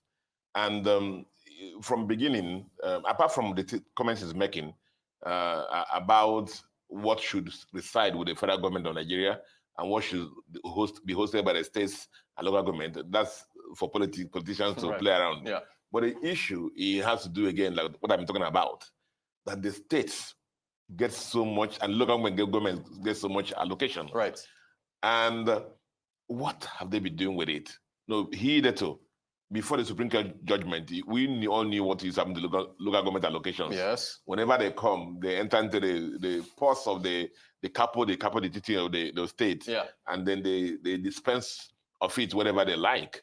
And the kind of things local government should do, they don't do them. Infant mortality, some of these maternity homes, and even the earth roads, nothing is done. Water, nothing is provided. So the issue is that states are getting richer, but the citizens are getting poorer and poorer. Right. I would have thought, therefore, that I would have seen an appreciation in the human condition, living condition of Nigerian citizens. With the, we lost, exchange rate. You know how it happens for those economists. The exchange rate, we knew all from the beginning, the exchange rate was going to balloon the revenue earnings of states. Yes. Even though it's going to transfer inflation to the citizens. Yes. So we are hoping that the revenues that accrue to the states now has, they will use it to moderate the effects of this inflation. Now, see, Rotus, I like doing analogies. Of course. If you have a major surgery, the doctor don't just say, oh, Rotus, just bear the pain. Right. In 1 month's time, the pain will be over. No, they give you some, medication. Yeah. Temporary medication to take you over that period until you get much better. Which are like the palliatives. Right. One of the criticisms that I've had about the policies that came in was the fact that some of these medicines were not put in place before they happened. And what we're just seeing are things. So in the last 1 week or 2 weeks, initially there was a bravado. Don't protest. We'll do this. IG, you have battalion of police and whatever, practicing how to shoot people. Yeah. Then Abuja was a case study. The minister of Abuja initially wanted to punch, kill and go. Subsequently, he came and started going around communities, started negotiating and talking. If you explain to people what's happening, it's easier to bear. And then let me tie it into, when I say if you explain to people what's happening, it's easier to bear. Let me tie it into what I call the optics. Yes. The optics. Now, let me pick on the Senate president, for example. Oh, Lord. He has not, rebutted what he said yesterday or the day before yesterday. You guys can go and protest. You are eating. What is the protest about? Hunger. Right. We're protesting about hunger, not that we're not able to eat. Right. Then you say, you guys can go and protest. We continue to eat. Yeah. Now, he has highly insensitive comments. And he has been known to make this kind of comments. So what I'm communicating here is that the optics, you tell the citizens of the country, continue to sacrifice. There's some governors in neighboring states of Lagos that tell citizens, sacrifice, bear with us. Yeah. Meanwhile, all the roads in the states are in bad state. You cannot pass through anywhere in the states. Insecurity in some states. Yeah. So what have they been doing? Like Governor Sulo just said, I think he said yesterday in one of the television stations, he says, ask the governors what they have been doing with the extra money they've been getting. Right. So the optics are not being right. So protesting is a I'm not damning to politics now, is an expression of democracy. In the countries where they don't allow people to protest, usually they don't associate with democracy. Right. Now, but the issue is that you can always talk about things. Citizens are very understanding. You remember that when we're talking about this government, when they came into play, and I said, you asked me a question, I said, how do they communicate the suffering the citizens? Right. Make citizens be. I said, let the president come out and say this. I remember I said it. I said, look at who I am. My salary is supposed to be 5 million naira. But I'm taking 20% of that. Right. All my ministers are this. All the cast we have, only one that we'll be using now. But yet also everything I had to do with renovation of this place or whatever is suspended. We'll feel you. We'll sacrifice with you. But that's not what we're hearing. Yeah. One of the first things the new government did was when they visited the president to the Lagos State, you saw the number of vehicles that were in the convoy. And it has not ended. Yeah. It has not ended. So you see, the citizens are suffering, and they are telling them to sacrifice. There's a misalignment of disconnect in the communication. Yeah. So I would have thought also that if I were, you see, there are two reactions to what the citizens are doing today. I go back to during the military regime. Mm-hmm. When we had this Abiola riot, protest or whatever, there was only one governor, the governor of Lagos State that time was Mawa. He was the only person who came out to join the citizens to protest. Yeah. Because the citizens saw that he was working and he could tell them. Now, the state governors who are doing something could identify with the citizens and say, it's your right to go and protest. I'm doing my best here, but go and express yourself. The other ones who are doing nothing, what are they doing? Police commissioner, come and bring your platoon. GOC commander, army, come on. That's what they're spending their time doing. You know, how to attack the citizens and prevent them from protesting, you know, because they're not doing the right things. Yeah. You know, so it's just that we are too rich in this country to suffer the way we're suffering. Yeah. If our resources are harnessed better, managed better, those in leadership sacrifice more and bear the kind of pains that citizens are bearing, you know, things will be better. Yeah. Not somebody telling us go and protest and then we're still eating. Well, Chika, what do you make of this? These are some of their, I guess, 12-point demands. Yeah, so you can take them. I revert petroleum pump price to 100 naira per liter. I already told you that one, that it's going to be very unreasonable. It's not unreasonable, unrealistic, you know, unless we go back to the era. Even Saudi Arabia, that is so rich, even Qatar that's so rich, a lot of these countries are richer than us. Yeah. You know, their petrol prices are higher than ours. So unless government becomes so rich that now we just say want to bless the citizens, and so let's subsidize food to that level, but we can't carry that. Yeah. During the Buhari regime, Rotus, you heard me in this program shouting and screaming, "We broke country." Right. Yeah. We broke country. And then some people will come and call us, what's that, wailing wellers. Yeah, yeah. This thing now. So now we are hearing all those things we saw that time happening. We can't carry this other now. Well, okay? Insecurity, you've talked about that. No, this is a felon. Yeah. Insecurity. I didn't know that the police can mobilize, and they can mobilize the way to harmless citizens, the way they mobilized. Yeah. You saw somebody put out something that the bandits in Zamfara and some other states are actually rejoicing. Yeah. Because the police could actually see how they are marching to the harmless, hungry citizens to prevent them from protesting. Yeah. You know, so again, it's better articulation, clean of self-interest. We've heard so many stories about self-interest. We've heard so many stories about why the insecurities continue, that some people are getting from it and so on and so forth. I don't know. I don't sit up there, so I'm sure the president has the full picture of what's happening. Yeah. He has all security reports, but this has to be stopped. No place in the country now is almost safe. Yes, exactly. No place in the country is safe now. There's also something about closing all the IDP camps and then relocating the camp, resettling the campers. Where would they go if you're going to close the camps? See, Rotus. Yeah. For a country that's not at war, Nigeria is a shame with these IDP camps. Yeah. It's a shame. You know, the IDP camps are supposed to be temporary abodes. You know, when a state governor or somebody comes out and tell you that everywhere is secure now, everywhere is safe now, why haven't they, you know, decentralized the IDP? Right. Yeah. Okay. Do you get a point? Yeah. So that's why, you know, people speak one way and the result shows the other way. And then it's now, if you read stories about what happens in IDP camps, you'll be ashamed for Nigeria. And I hear the way they look, the state of affairs is terrible. Yeah. Terrible. The health system, the federal system. We hear so many underage children getting raped and pregnant. So many things happening there. Yeah. You know, people are living, you know, off nylon bags and left their homes. And then maybe also, remember these people are supposed to be farming also in their farms. Right. So everything in Nigeria adds up to that. Right. We have food inflation.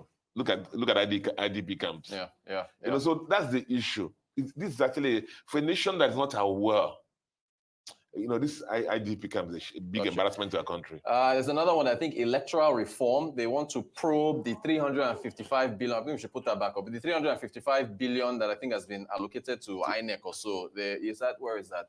Yeah, it's there. Well, that's an electoral thing, though. Yeah, total electoral reform, independent promissory electoral budget of 355 billion.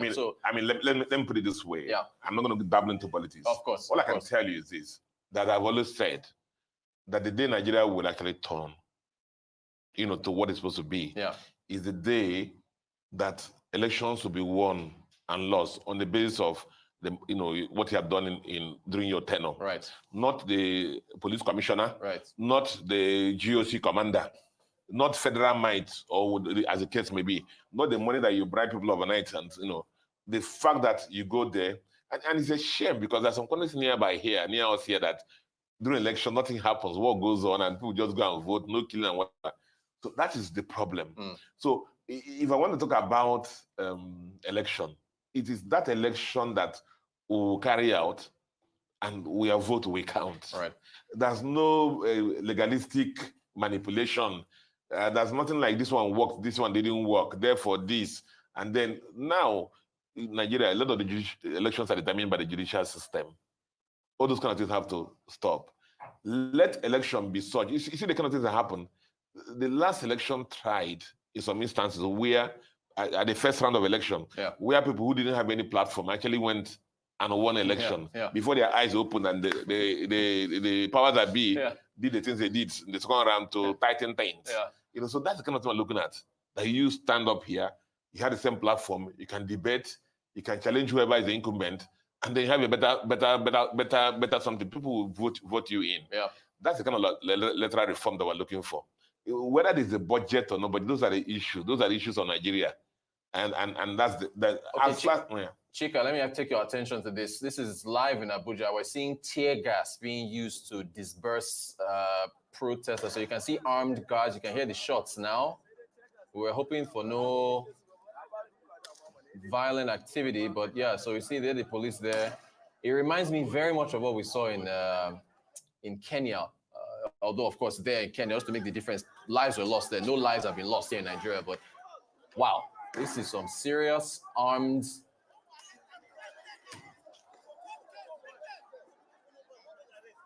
We can Chika, go ahead. I mean, what do you think of I mean, it's something we were talking about some minutes ago. And to see how they mobilize against peaceful protesters versus and it has never changed. So a provocation now can get this out of hand. In this program one time, I wrote it again. We'll try to speak well in this program. I said, Nigeria, the people in power should realize this, that our country is like a land that has been littered, they have poured fuel everywhere, petrol everywhere. Exactly. And they're just watching for somebody to light the match. Because this thing they're doing now, the word is, people can see it in the Instagram now. Suddenly it can evaporate in Port Harcourt. Exactly. It can evaporate in Cross River State. We just kill one person now, and you see this thing take another turn altogether. And so they should just be very careful. As IG has advised them, they should be very, very careful. Allow people to protest. Allow people to protest. Well, okay, but on the other side, Chika, I guess we should talk about the chance that this could be hijacked by vandals, right? We should acknowledge that as well. No, of course. Yeah. If they, ab initio, we know that it can be hijacked by vandals. Yes. But we know how the vandals work in Nigeria too. The people who are protesting have a purpose. The vandals must have a counter purpose to the vandals. So just look at it that way. So who is sponsoring the vandals? Right. Because the people who are protesting are peaceful. They're going on the street. They have a purpose. They want to communicate. You saw the people in government house in Port Harcourt. Is there any vandal? They want to hear the governor talk. So now, when the vandals come in now, who sponsored the vandals? How do they come in? All right, I think we have, we're trying to get some shots there as far as what's going on in Abuja.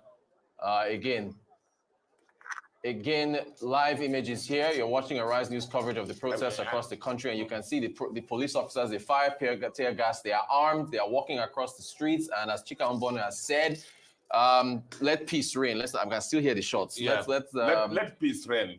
Because if this gets out of hand, there's a report of somebody that has been killed now. I mean, look at the last answer. You know how it started. The killing of a protester, and then the tinderbox will just blow up. This thing can get out of hand.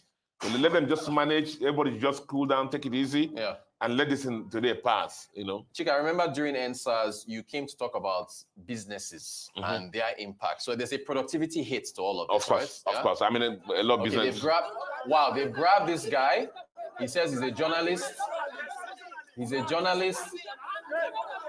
This This is what we're talking about. We don't need this. This is the press. This is a member of the press.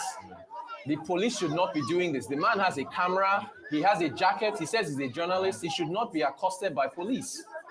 What did he do? Everybody there is saying he's a journalist. What is the problem? Okay, good. Okay, good. So the police are... Yeah, the senior people have come to take care. Senior people have come to diffuse the situation. We don't need this. This is what we were just talking about just now. So if you're watching, a journalist has been accosted by at least one police officer. He was being pulled away from perhaps getting too close to where the tear gas was being shot. Everybody, you heard everybody there saying he's a journalist, let him go. And to the credit of the police, as Chika just pointed out, another police officer came and pulled his colleague away and said, allow the journalist to do his job, I think. And we're still hearing more shots of, I think, tear gas or so. We really hope this does not escalate. That is the last thing we need right now. Oh, my. Again, Chika, it's you know, and I think the reason why our cameraman kept facing his camera to the floor is he doesn't want to get the wrath of police officers that he's pointing the camera at them. Yes. You know, that's the reason why I kept pointing at the floor to pretend like he's hanging it on the side. Our police never like you to film them. Wait, why? Can you talk to that? Why do they not like, even when you bring out your phone, they get very violent. But see, the problem is that... It's really odd. I don't know why they do this. The problem is they stopped me one day and... You know, we're trying to do all this filming thing. Right. And the phone going. And I said, see, guys, do you know that I have a camera on my watch? With technology, you know, your glasses. My glasses. You can hold the camera in your glasses. You can hold my phone, but I can still film all this thing. Yes. You know, what is it? Is this country that we're in? But shouldn't leadership in the police sensitize police officers that when you see cameras, it's journalism. It's accountability. Accountability. You know. But you know, when you're doing a bad thing, you don't want to be seen. You don't want to be seen. That's what it is, you know. Oh, gosh. Look, again, I hope that journalist is safe. It's our country, and we have no other country but Nigeria. And the leadership and the citizens must work together to make sure things work, you know, this country survives. Right. As I said before, we have it all. I mean, we shouldn't be we shouldn't be suffering this way, the way the citizens are suffering. You know, everything that is resources is in this country, but we just be mismanaged. You look at our oil production. Right. Yeah, our quota. We can't even meet our You have said there should be a state of emergency. I kept saying in this program that if I were the president, I would declare a state of emergency in the oil industry. And I mean, of course, I kept screaming it in this program. And then subsequently, I think the NMPC MD, you know, said, we got to round up, Chika. Okay, Newsday is next. We continue, of course, Arise News, the best place to follow up on everything going on in Nigeria right now. So stay tuned. Newsday will take over. The protest coverage continues on Arise News.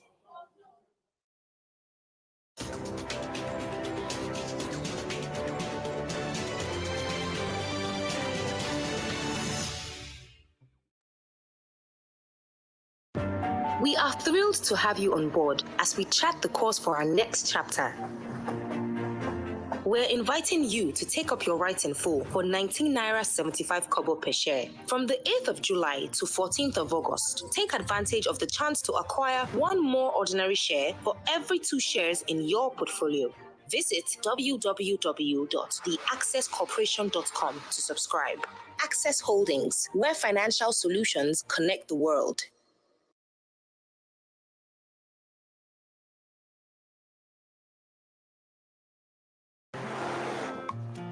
Guy, with the rising cost of things, we need to plan our next move. Guy, I agree with you. I mean, with the money we make, we should not be struggling with our finances now. Maybe you both need better banking options. What do you know about better banking options? I recently moved my salary account to Polaris Bank, and since then, it's been a smooth ride for me. They bought over my existing loan and gave me better interest rates and repayment terms. Are you serious? Yes, as a Polaris salary account holder, I can get personal term loan, auto loan, mortgage, 50% salary advance, credit card, and more without going to the bank. Really? I've got a personal term loan already. See, here's my credit card too. How do I make the move? Simple. Open a Polaris salary account on Vault. Use salary account as your referral code. My guy, I am moving my salary account now. Get personal term loan and more with your Polaris salary account. Vault is available on Google Play Store and Apple App Store. Salary earners.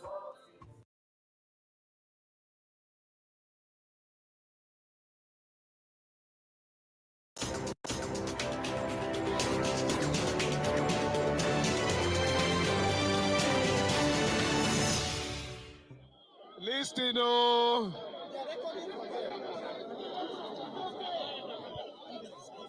let me first of all thank you. I'm thanking you because you're peaceful. That is the first thing. I'm thanking you because you're here.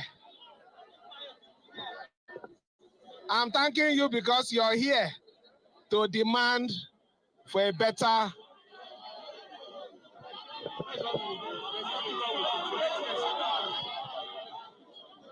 You're here because you want a better Nigeria, is it not? But like I said yesterday, I am one of you. I feel your pain. And in our own government here, we are doing everything to make life easy for our people. But you see, this particular protest that we are doing now, our only worry is that we know that a lot of people are planning to take advantage of this protest to destroy our state.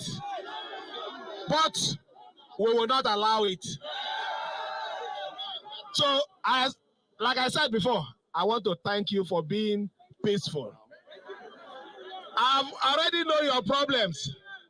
We will communicate your problems to the federal government.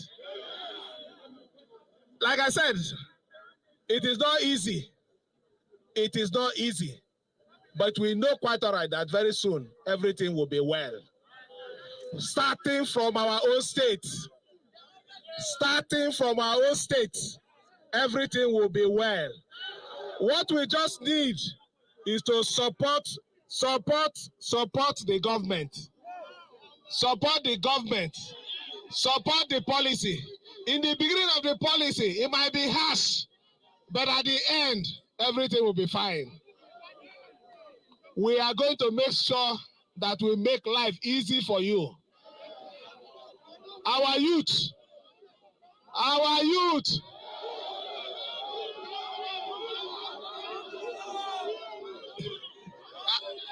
know that you're hungry. I know that you're hungry.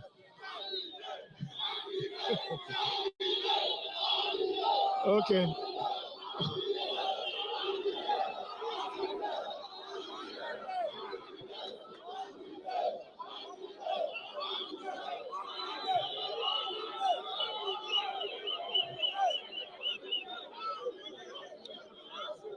I agree with you. There is hunger.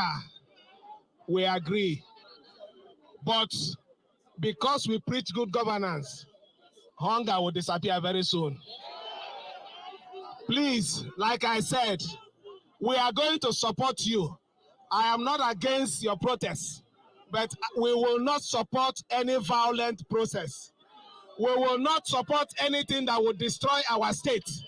We will not join force with the enemy of progress. I will support you.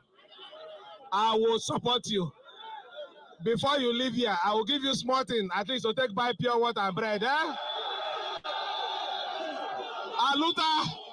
Aluta continue, but peacefully.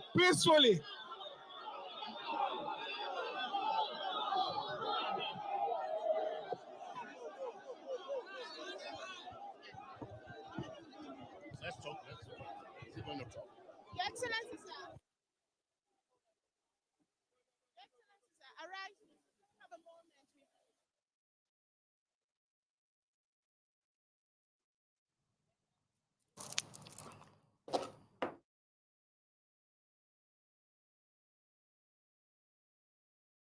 you. Port Harcourt, Rivers State, where we've just heard the governor of the state, Siminalayi Fubara, who has come out to reaffirm that his government is tolerant to the demands of the protesters and respects their right to come out and assemble, but implored that they do so in a peaceful way. Of course, he was met with a lot of support from the people who are on the ground. I understand Mary Chinda is in conversation with the governor. Let's see if we can get this interview with the governor, Siminalayi Fubara. Beyond you giving them kickbacks and making political promises to them. You did ask that we had fears that the protest might be hijacked. For me, I have never had any fear that it will be hijacked because I know that we have always been a government that is concerned about the people. Our only worry is maybe some elements who has taken it upon themselves to make governance difficult in our state, penetrating through this means to create additional problems. But if it has to do with the protesters, I don't have any fear. Their demands are germane, I understand. Hardship, bad governance. But like I always tell them, we must start from somewhere.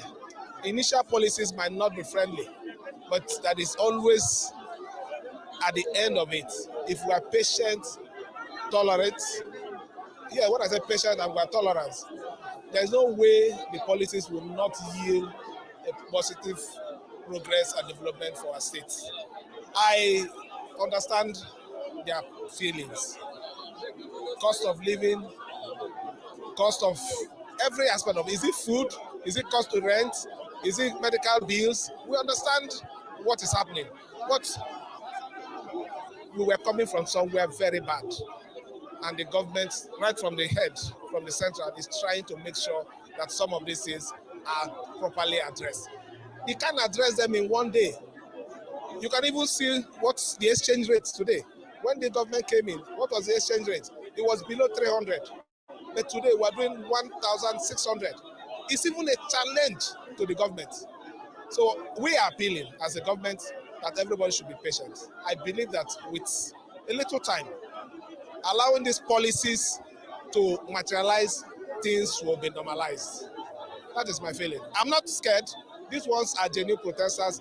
There's no way anybody will hijack them. But we know those ones that have been masterminded or sponsored by some elements who believe they don't want this state to be peaceful. But we're working on that. And we are trying everything with the security agencies. We had the security meeting yesterday, and we assured everybody that, look, we'll put everything under control. So I'm not scared. Please.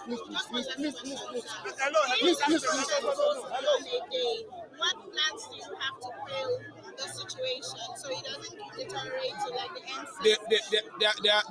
They propose a 10 days protest, is it not? We're just seeing how it works out today.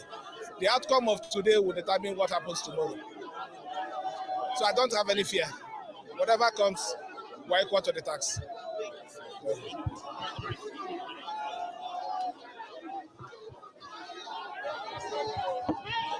name is Mary from Arise. I'll get your number.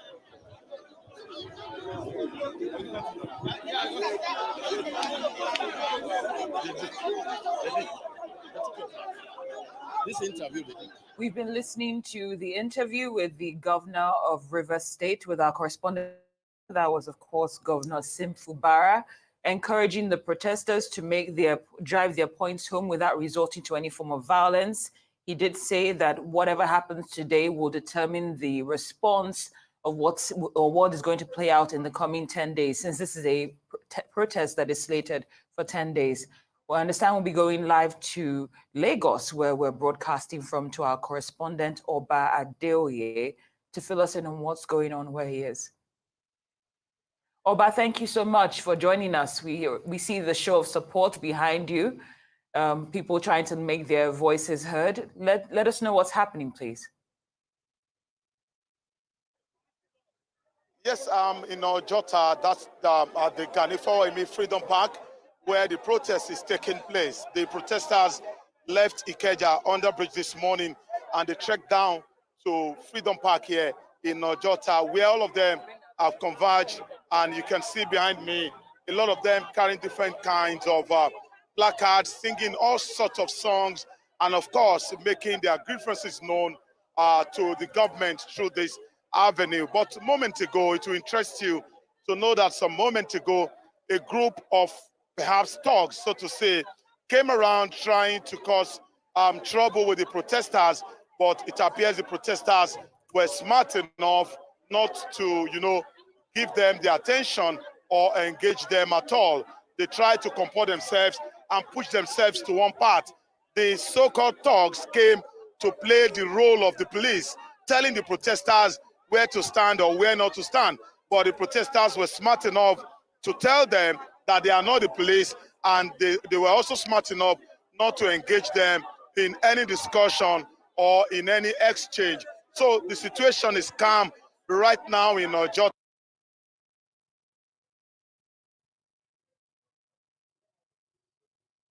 All right, that's an update from Oba Adewoye, who is in Ojota, Lagos, telling us a little bit about how some perceived thugs... Okay, I believe his voice is back. All right, of course. So I was saying that the police have comported themselves well too, as well as the protesters. The commissioner of police was here a moment ago to take, a first-hand assessment of this environment. And from the look of things, I think he's satisfied with what he has seen so far. The policemen are also busy around, likewise for the Lagos Neighborhood Safety Corps and the rest.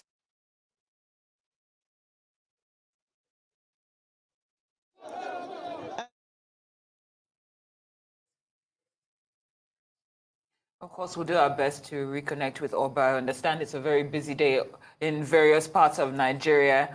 Our correspondent is doing his best to communicate with us. I see he's beckoning on someone to narrate what's going on. We'll go back to our correspondent there in Ojota, Lagos.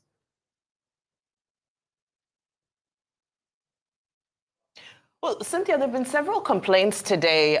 If you check online and even just conversations amongst people about how network today has been particularly slow. So I'm not sure whether it's a case of a lot of activity happening online. And, like New Year's Eve, when everybody is trying to get online, the network can get a little bit slow. But I know various networks today, I've personally struggled, just to send a WhatsApp message and so forth. That's another thing that's also happening in the background today. Yeah, and that also leaves room for, people probably getting a little concerned if they can't reach out to their loved ones. And I hope that the network providers will do their best to at least make sure that they stay on top of this, because this is not one of those moments where you won't have any kind of trouble reaching out to anyone, because we need to make sure that people are safe and whatnot. But based on what we were discussing with our correspondent, I guess we'll carry this on. We're here for 2 hours anyway. But we have days. Yes, we have our correspondent standing by, Mary Chinda. She's live from Port Harcourt. Mary, thank you so much for joining us. Please fill us in on what's going on in your end. Good afternoon. This is one protest where the River State people have shown a lot of resilience. They've defied the rain, they've defied the seeming threats by policemen, and have showed up all the way from Abba Road. It started just like a joke, a clutter of 1, 2, 3, 4 persons to 10 to 15 to 20, 50. And now this is exactly what you have. Now I've spoken to some of these people off camera, and they have this "we no go green" spirit. This spirit of, we gotta end bad governance. There's hunger in the land. In fact, one of them had a placard that says 1,000 no they do again, which translated in proper English is there is inflation. 1,000 naira cannot buy so much in the market it anymore, unlike 2023 and 2022 and the years before. These people are saying we are going to seek an end to bad governance, and this time we're not just talking, this time we're going to see to it that we actually get the change that we need. Well, on the sidelines of this, I must also tell you that these protesters that you see are actually inflamed by the speech of the Senate president just a couple of days ago. I mean, they have the Senate president Babio on their lips, and they're saying, they're describing him as insensitive. I mean, to them, he doesn't seem to care about what's happening to the common Nigerians. You know, just like when protests start, you know, it's just one thing and then there's a build up to other things. So there's several things that they're asking for. They're saying that the president has not listened to them over time. They're saying that the people at the National Assembly are eating over bloated salaries and all of that. You know, there seemed to be no calming these people down. Just a couple of minutes ago, I interviewed the governor of the state, Governor Sim Fubara, and I asked him a question, and I said, you seem to be focused on this protest not being violent, but are you listening to what the people actually are saying? And he said that he didn't exactly have fears because these are seemingly genuine protesters. Now, I must give you some background. Up until midnight of yesterday, Governor Sim was having meetings with the security apparatus in the state because, according to him, he had proper information that this protest was going to be hijacked by thugs. As a matter of fact, if I have to quote him, he said mercenaries have been sent to the state from outside. And that was why I was asking him today, okay, is it just about the fear about it being violent, or are you listening to the people? He had actually come here to address them. He had said to them he was going to pass on their message to the president. And then he had also tried to pacify them by saying to them publicly, you know, just we know that there's hunger in the land. I'm also a part of you, but when you are going, I will give you something to buy pure water. You needed to see how these protesters retorted, saying, no, we don't want money. It's not about money. We no go agree. And that has been what they were saying up until when he finished, and I had to have that one-on-one interview. What we see in Port Harcourt today is a small protest.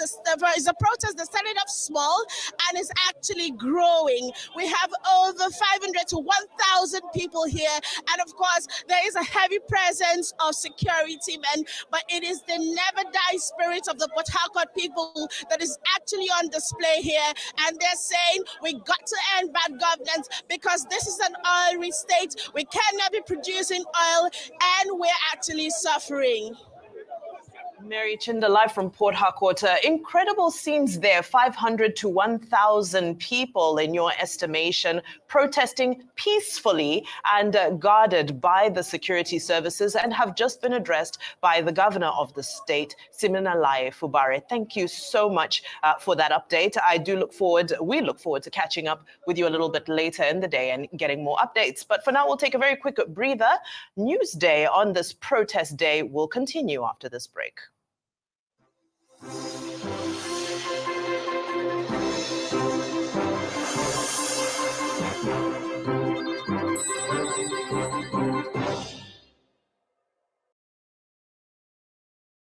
Hey sis, can I please borrow your wig? No, but I can share my data with you. Hey, come on, give me some ice cream now. No, mom, but I can share some of my data with you. Can you pass the toilet, please? No, but I can share my data with you. Oh yeah, can I use your phone charger? No, Dad, but I can share my data with you. Is it because Glow gives you data bonus? That is why you have been shouting. I can share my data with you. With Glow Data Sharing, you can share your data effortlessly with friends and loved ones today. Dial *312#. Power your relentless ambition with ultra high-speed data. Glow Unlimited.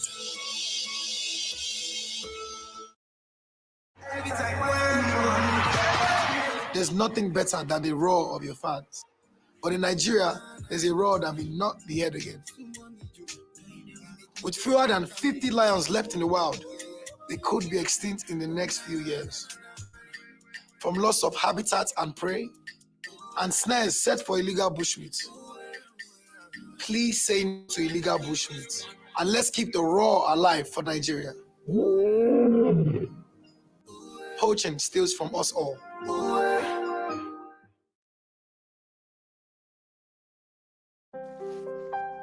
My kids are more than precious to me. Seeing them doing well, healthy and happy brings me so much joy. I know it's my responsibility to ensure they are well nourished. So I use Dangote salt in my cooking.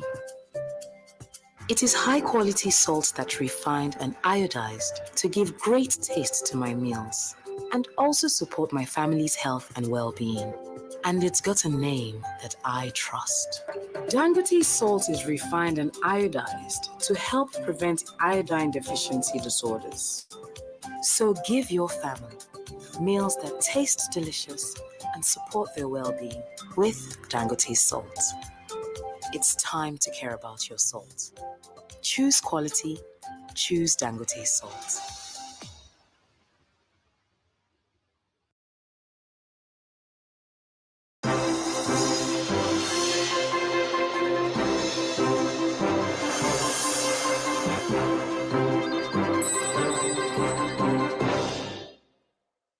Welcome back to Newsday. Thank you for staying with us. Now, some protesters partaking in the nationwide protest against economic hardship set up bonfire in front of the Kano government house. Arise correspondent Ayo Adenayi has this report. The August 1st protest in Kano started on a very, very high momentum. And just right behind me, you can see some group of protesters moving at the Audu Bako way, expressing their grievances about their fears of the government. And beyond that also, we've also been to several streets in Kano State. We were in Zoo Road, we were at the Kano State government house too, where there were a lot of protesters there too, who are also expressing their grievances. The Constitution of Nigeria, Section 14, that give any citizen of Nigeria peaceful protest. We are in front of the government house of Kano State. Here that some of the civil servants that attack us. I'm on the street because enough is enough. Enough is enough for Nigeria. All the poor people of Nigeria, we are suffering. So we want the government to do something about Nigeria. We want the government to reduce food in Nigeria, and we want the government to reduce fuel subsidy in Nigeria, and we want the government to help us to break security here in the north. That's why I'm on the street. We have gathered here today in order to show our support for the good policy of the President Bola Ahmed Tinubu's administration, because there are a number of development brought by the administration of President Bola Ahmed Tinubu. Actually, to appreciate Mr. President for the development we're able to count in this administration, more especially with the students. Appreciate the student loan. We are here on behalf of the TV Youth of Kano State, to deliver our message to the Emir of Kano, take it to the President, insecurity, poverty, and so many things that is happening in Nigeria. Now from Kano to Kaduna, where Arise correspondent Gabriel Nisi is standing by to tell us more. Good day, Gabriel, and welcome to Newsday. Can you give us the latest from Kaduna? Well, thank you for having me. Well, we are here in Kaduna State, and sounds of tear gas fill the air right in front of the government house. What started as a peaceful protest earlier in the day around NEPA roundabout earlier in the morning turned into something chaotic and something we've never seen before. Like right here, you can see several security personnel stationed there, and just over there, protesters burnt tires there in front of the government house, and they were throwing stones at security operatives. So it seems the protest, what started as a peaceful protest, has eventually been hijacked by some hoodlums. Right over there, if my cameraman can pan there, you can see smokes, the smoke in the air. Tires are being burnt by protesters here in the government house. And we have the police PRO here with us just to give us a sense of what is happening. Sir, please, can you move this car a bit? So yes, yes, it's one of our personnel that was injured. Okay, walk us through what has happened yesterday. Yes. You know, as usual, since day before yesterday, we have made it clear for those that are interested to come out for the peaceful protest, they should submit their letters so that we can know their route and whereabout. And luckily, this morning, after the peaceful protest was started, before you know, some people hijack the protest, and as we informed the members of the public, since we received intelligence information that some people are trying to hijack this protest. As you can see, this is how violent it is. My friend, please, you can excuse us. Close the door. Close the door. Close the door. You see it. Look at what we call the so-called peaceful protest in front of government house. They are trying to burn down the government house, which we cannot take it. No government will take it.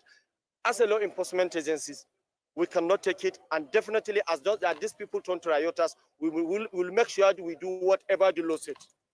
From intelligence, what are you gathering? Who are these people? Because earlier in the day, I was part of this. We covered these protesters earlier in the day. They can take him.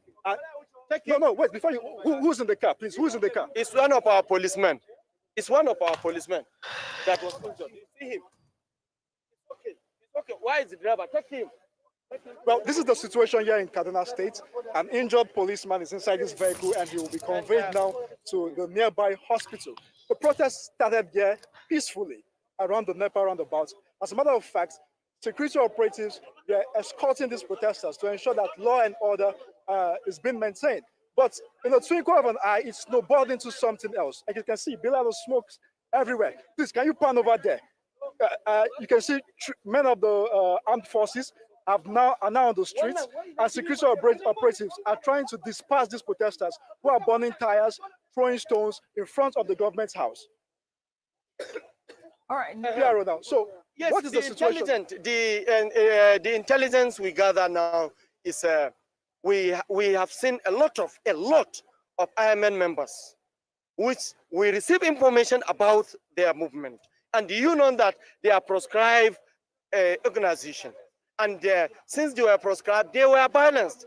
Anywhere they are looking for any advantage to create any violence, they started coming from back of the government house and through the front of the government house. Before you see, they have started burning tires, stoning our distance. Look at how they destroy our armored personnel car, stoning us. Look at our personnel now, they were injured. Yes, it's clear. Nobody see it. Where is the peaceful? How is this peaceful? How is this peaceful? We have said it. In fact, the good people of Kaduna State are not ready to participate in any form of protest because they have written a letter to us that they are not ready.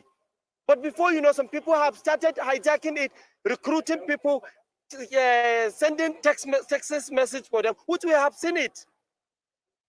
And this group intervened in this protest, which we have a record, clear record. For several years, we have been engaging with these people. In other words, you're saying this protest has been hijacked by members of the IMN. Yes, they are extremely, yes, they are part of it. And another gang of hoodlums, which they were being hired from outside state. We know that from the state, we have nobody that is interested. We have said to people day before yesterday, they submitted their letter that they want to participate in the protest. Just 2 days yesterday, we received their letter of withdrawal. And the reason behind it is some people are trying to hijack it, and some people are trying to use money to finance it, and their aims is to destroy the state. Their aims is to destroy the state, and that is why they see that they are the people of Kaduna. The good people of Kaduna will never participate in destroying their state. The good 10 years Kaduna has been enjoying peaceful coexistence. And there is no way another people will come from somewhere and destroy this peaceful state. These people withdraw with their letter just because of the information and because of the people that intervened, that wanted to hijack, try to use money to buy them, to sponsor them. And they are people of Kaduna, we know them. But from that, we have come out several times without number, calling people that anybody who is interested in participating in any form of protest should submit his letter. So that the essence is to ensure that we give them cover, we give them the money. We all yes. saw that. All right, back to you in the studio. This is the situation reports here in Kaduna State, and security operatives in the state are trying to curtail this incident to avoid a snowball. Nisi Gabriel, our correspondent live from Kaduna State, thank you so much for that update. And we wish the police officer who was obviously injured in that case quick recovery. And please stay safe as well. Thank you for joining us. Now, one protester has been injured as police fired tear gas on protesters at Eagle Square in Abuja. Protesters were dispersed from converging at the venue as they marched towards the three-arm zone of the Federal Capital Territory.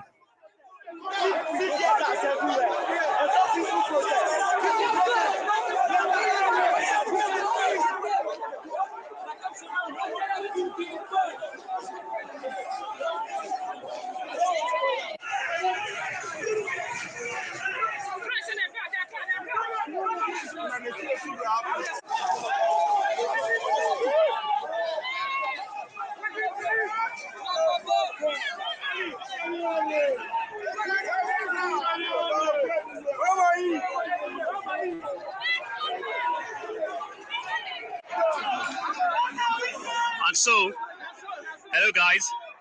Well, just quite unfortunate. We're trying to get ourselves together, and that's because what all started like a peaceful protest have now become what you have seen. Different canisters of tear gas being fired just by the side of the Federal Secretariat. And it's becoming something very serious between the people here and All right, well, that was moments ago in Abuja. We now cross live to Abuja as we connect with Georgina Ezeanika. Georgina, can you let us know what's going on currently? We've just seen those images of tear gas flying around Eagle Square some moments ago. What is the situation now? But that's not a protest point. Okay, so I am not currently at Eagle Square. I think we have the team of Ferdinand and Benga at the Eagle Square. I am right in front of the Tinubu Shatima campaign office where we have some pro-Tinubu groups standing by, and they are asking that Nigerians be patient and be patient with the government of Tinubu as he's putting in policies that will make lives better in the long run. I have standing by my side right now the Minister of State, Police Affairs, standing here right now. We want to talk to her to know what is her position or regarding the protests currently happening. Hello. So talk to us about what is happening in the country right now. We have tear gas being thrown at protesters at Eagle Square, but here I was at the Eagle Square a while ago. There was no protestants that were being, sprayed tear gas. And like we said, everybody has a right to protest, but where the rights of the protestants stop, that's where other people's rights start. So let's not obstruct. Let's not, infringe on anybody's rights. The police are there to protect our law-abiding citizens. Yes, and everybody has a right to protest. It's a wake-up call for everybody, not just the people in government, but even the citizens, that we must assume our most patriotic selves, and bring our best selves forward to support the government, because the government means well, and I'm confident that the next time they come out to protest is in support of the government. But let's all continue to be patient. All right, Georgina. All right, so you said earlier that Nigerians should be patient, but there have been sincere cries from Nigerians that things are hard. People can't afford a daily meal, and they can't even send their children to school. What more can they do to be patient? I mean, they're hungry. People are hungry. A lot of policies have been rolled out, very good policies and very sound policies. With a bit of patience, I'm sure we'll all begin to feel the impact of those policies. And like I said, nobody is perfect, Mr. President says it all the time that even I can make mistakes. And that's why I said this protest is a wake-up call. Where we go right, we continue to put a lot of strength. And where we're going wrong, we'll come back right on track. But we need the support, everybody's support, to be able to move this country forward. All right, Georgina, can you hear me? All right, thank you very much. You just heard it from the Minister of State, Police Affairs. Georgina. She has said that Nigerians need to be a little bit patient with the president. Georgina, can you hear me? Great. Can you please ask her, because of course it was stated that the End Bad Governance protest had the potential to be hijacked. So what's the assurance that this protest will not also be hijacked? Okay, so we're asking, the NSAS protest actually was hijacked. What is the possibility that this protest will not be hijacked by hoodlums or thugs? If you look at the guidelines for the protest, you must ensure that your protest is not hijacked. The security agencies are there to support. We're working with intelligence reports, and we will ensure that everywhere is safe and secure. But even the protestants must make sure that they're not being manipulated. But the police are out there, the law enforcement agencies are all out there to ensure that everywhere is safe and secure for everybody. And I would like to also appeal to the protestants. They should continue to be, to adhere to the guidelines of a peaceful, protest. The police are there to give you the right kind of support that you need. Like we said, Eagle Square, if you're in Eagle Square, nobody's going to spray tear gas on you. And this is, being enforced so that everything is in a orderly manner, so that nobody's right is being infringed on. So once more, I thank the protestants for being, law-abiding, and I thank the Nigerian citizens for the confidence in Mr. President. Let's just put hands together. Let's work as a team. This country needs all of us to be able to move forward. And I assure you that we'll continue to evaluate what we're doing right and where we go wrong. We need the constructive criticism. Everybody needs it to be able, because nobody is perfect. But I can assure you that Mr. President means well for Nigeria. All right, so you heard it from the minister that the president means well.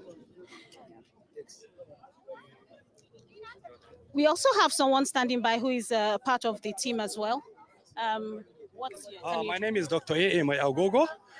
We're here to preach peace, to preach one Nigeria, to make sure that our country stays safe, because this is the only what we have here, and we don't want anybody to create war for us, because we enjoy the peace that we're having, part of our country in Nigeria. I will also appeal to those protesters that they also abide by law of our country, because now we don't have any other country like Nigeria. And Mr. President has also told them that please, they should give him more time.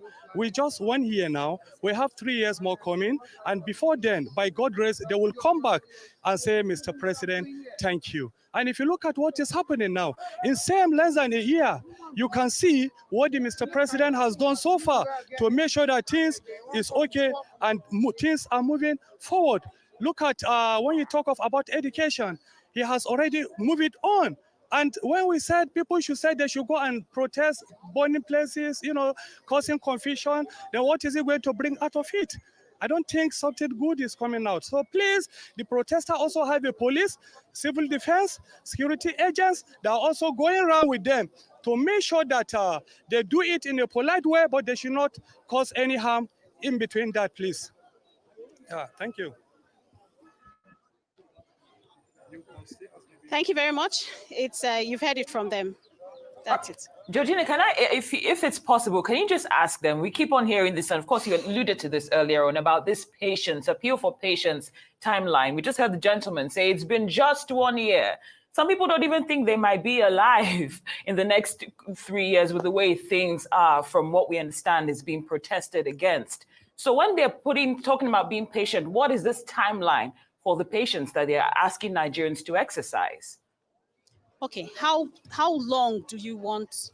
How long should Nigerians be patient? You've been saying be patient is just 1 year. How long should Nigerians be patient? Mr. President said they should give him more time.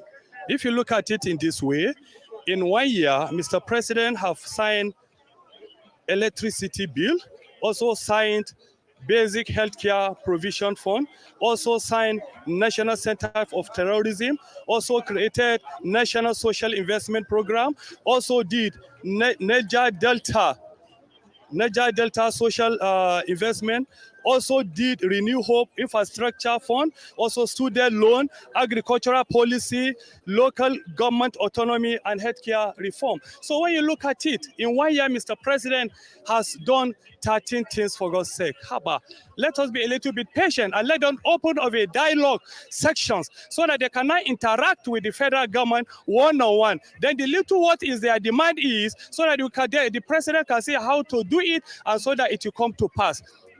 Violence is not part of what is good in this our country. So just time soon, by God's grace. Time soon, because the president is working and they need to also come to table so that they can now sit down together with Mr. President and the committee so that they continue the other reform. So, but when you said, go to protest, go to this, people are hunger, look, the hunger we're talking about, everybody is aware of what is happening in Nigeria because we are Nigerians and we are the only ones to solve our problem and nobody can solve our problem from outside. So people should not be confused. People should not going to come and stay and make sure that they destroy this country for the peace of others, not for the violence of others. So we want peace. We want peace. We want people to be law-abiding, for people to call for the dialogue. We are saying dialogue is the way out to this country. Please. Thank you. All right. Well, it's wonderful to see everybody exercising their right to peaceful protest today. Georgina Unduko Ezanyika, live from Abuja at the Tinubu Shettima campaign office. Thank you so much for those interviews and for us to ensure that our reporting today is balanced. We're going to take a very short breather and Newsday continues after this.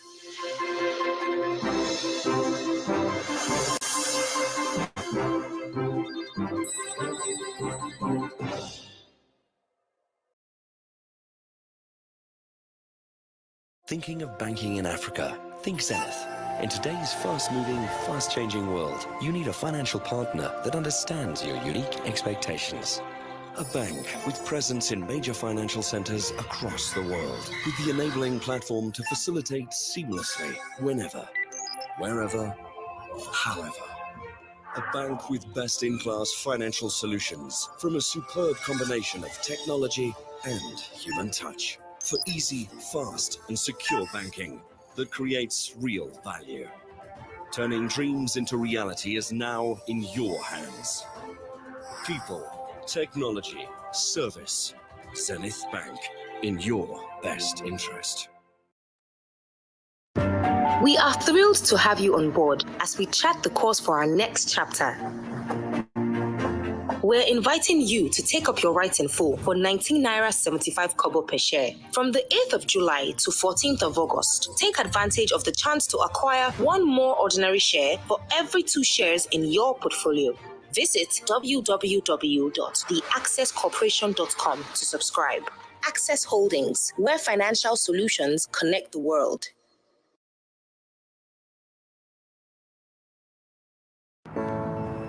What will banking look like in the future?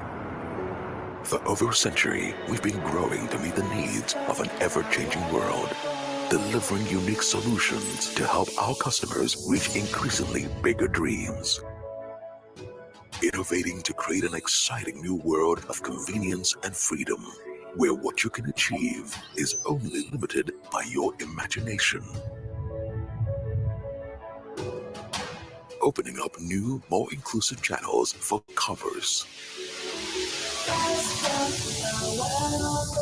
Empowering a new generation to reach beyond their dreams and grow into the giants they were always meant to be.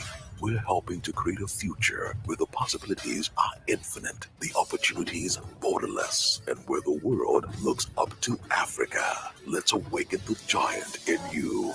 You first. First Bank.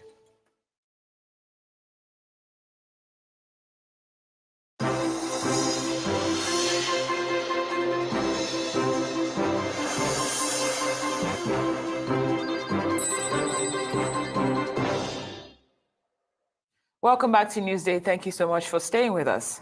We're still looking at the nationwide protest regarding ending bad governance, and we have our correspondent Tokunbo Yetunji standing by right here in Lagos, or Jota specifically. Tokunbo, thank you so much for joining us on Newsday. Please fill us in. Thank you, Cynthia, for joining us right here at the Ganifa Eme Park in Ojota. Well, this is the scene here. As we speak to you, midday, the crowd has grown larger, has grown bigger. But what we see is that the people have remained on the streets. Despite all the persuasion by the security operatives and some of their leaders to go right into the Ganifa Eme Park, which is the designated place, and the other park right here by my left, which is the Peace Park in Ketu, the protesters have remained adamant and they are on the street, moving from one end of the street to the other and chanting one anti-government song or the other. And some of them who are actually have been speaking with us off camera have been saying they don't want to go into the premises of that park because they are afraid that they could be attacked there. So that is what we have seen here. There's not been any eventuality. The security guys have been adopting persuasive method to actually make them see reason why they shouldn't block the road. They're actually not blocking the road, but it's just that traffic would definitely slow because of the crowd. Each time there is a vehicle to pass, I think they just make way and they allow the vehicle to pass. But so far, so good. That's the situation. They've been on the road and we're here. The security guys are still here too. The commissioner for police in Lagos has been here earlier to actually take a look at what is going on around here himself. I think his engagement with some of the leaders of the Take It Back movement has not been successful enough to actually persuade them to go right into the designated points. For that, of course, we do continue to monitor developments in Ojota, Lagos, and to see whether these protesters will eventually move into the area that has been said to be demarcated for this particular protest. Let's now shift our attention back to Abuja, where Ferdinand Durowa is on standby. Of course, we know that we have a number of correspondents in different places. Ferdinand, in Abuja, we're live with you now. Can you give us an update? And can you also describe your exact location in Abuja? All right, thank you so much. And we are at the central area and not too far from the Three Arms Zone. And that's because earlier today, well, it all started from the National Stadium. And at a point, the protesters did march into town. And by the time they were getting close to the Three Arms Zone, the security operatives had to restrict them. And that also involved the use of canisters. Well, hundreds of canisters were indeed fired at the protesters, canisters of tear gas fired at the protesters. But unfortunately, it hasn't deterred them. And so what they have done is to come through the other routes and they are still mobilizing right now. That's exactly where they are. Well, thus far, we haven't seen any casualties. Just tear gas canisters are fired here and there. We actually knew that, this was going to happen, and that's because they had enough ingredients for that to happen. Well, first of all, was the fact that at the point we saw counter protesters. Now, that's indeed something that worries all of us. And then we thought that the government would have done better to control this scenario. If we had some people saying they wanted to protest, on the 1st, well, perhaps, nobody's restricting anybody from protesting, just like they've said, well, we can go straight to the National Stadium. But unfortunately, they didn't stop there. The counter protesters joined over there, and it was almost going to get chaotic. But the commissioner of police did handle matters. Unfortunately, after then, the protesters came into town, and this is exactly where they are. But just beside the Ministry of Foreign Affairs, if you look down, well, after the protesters, you will see the Ministry of Finance there. And then on my right, well, that's the villa. Well, all right, Ferdinand, thank you so much for that update. You did say that from your perception, it doesn't look like enough was done to ensure that the protesters were protected based on the counter-protest and all these canisters of tear gas that were administered. What do you think could have been done much better to have prevented things from getting to that point? Well, earlier today, just like I said, well, we had enough security presence, and it was quite controlled. The Commissioner of Police in Abuja did do a whole lot to control the crowd. But the disagreement was stay at the stadium, get onto the football pitch, and they said, no, this is not a football exercise. We will not be on the football pitch. Well, they encroached the road, and they just didn't stop there. About after an hour, they went into the streets, and here they are at the central area. Now, when they got to the central area, just around the town zone, but that's exactly where the security operatives had buffered and wanted to ensure that it doesn't, they don't encroach further. And you know exactly why. Well, the villa is just an arm's length away, and you know that was exactly where the chaos happened. They opened fire with the canisters. I must add, tear gas canisters, and we saw the scene, chaotic scenes. Some people throwing back the canisters, or some people running off. Some of the protesters still defying, whatever means, whatever resistance the police have put. And this is exactly where they are. They brought some musical systems.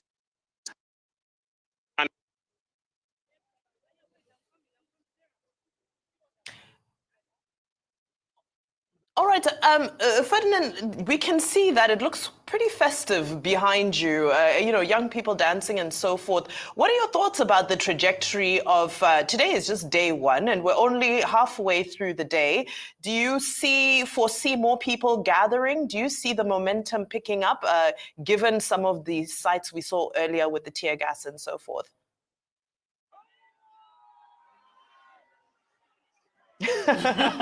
Sorry, well, the crowd just got agitated now.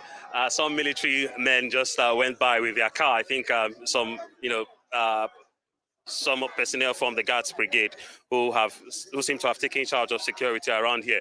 We're talking about the trajectory. It's been very difficult to predict. Now, I know the first time that we spoke earlier today when I spoke to Rufai and Dr. Abati in front of the force headquarters, well, everything looked calm. But that was about 8 a.m., 8:20, 8:15. And then at 9:30, well, we saw the protesters at the National Stadium. And, that argument came. Go in. No, we wouldn't go in. We do not want you people to restrict us. The CP said, no, I wouldn't let you guys to get on the road. And then this is exactly where they are. Well, 2 hours ago, it was that almost very chaotic scene. Tear gas canisters released into the crowd trying to react also. Thank God, like I said, thus far we've not heard of any casualty. And of course, we've not seen anything being damaged in terms of our property. And right now, this is where they are. Some fear, some music, lots of youths dancing. We do not know exactly what's going to happen in the next hour. But we'll continue to monitor things, and I'll definitely bring you all the updates. Of course, Ferdinand. Any chances from what you're seeing on ground that they might be addressed by maybe the president or an authority to probably keep things relatively smooth?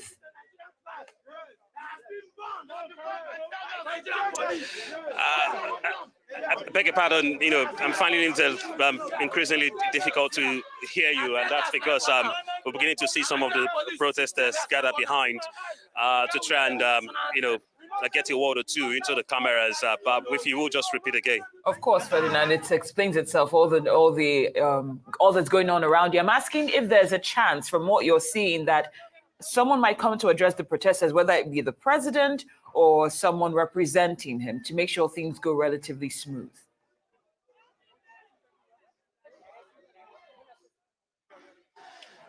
It's a shame I can't hear you now, but perhaps maybe we will wrap off and continue to monitor proceedings and definitely let you know if anything changes.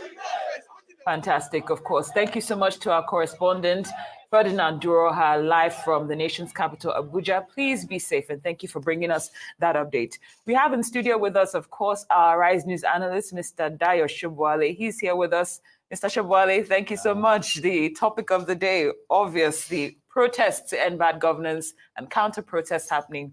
You've heard from our correspondents, Ferdinand, Tokumbo, Yetunji. What do you make of what's happening around the nation? Well, let me first of all admit that I'm shocked, at the presence of so many youths, restless, restive. And I have also seen some people supporting the government too. But you can see that the enthusiasm of those people can never match the zeal with this hunger protesters are going about their things.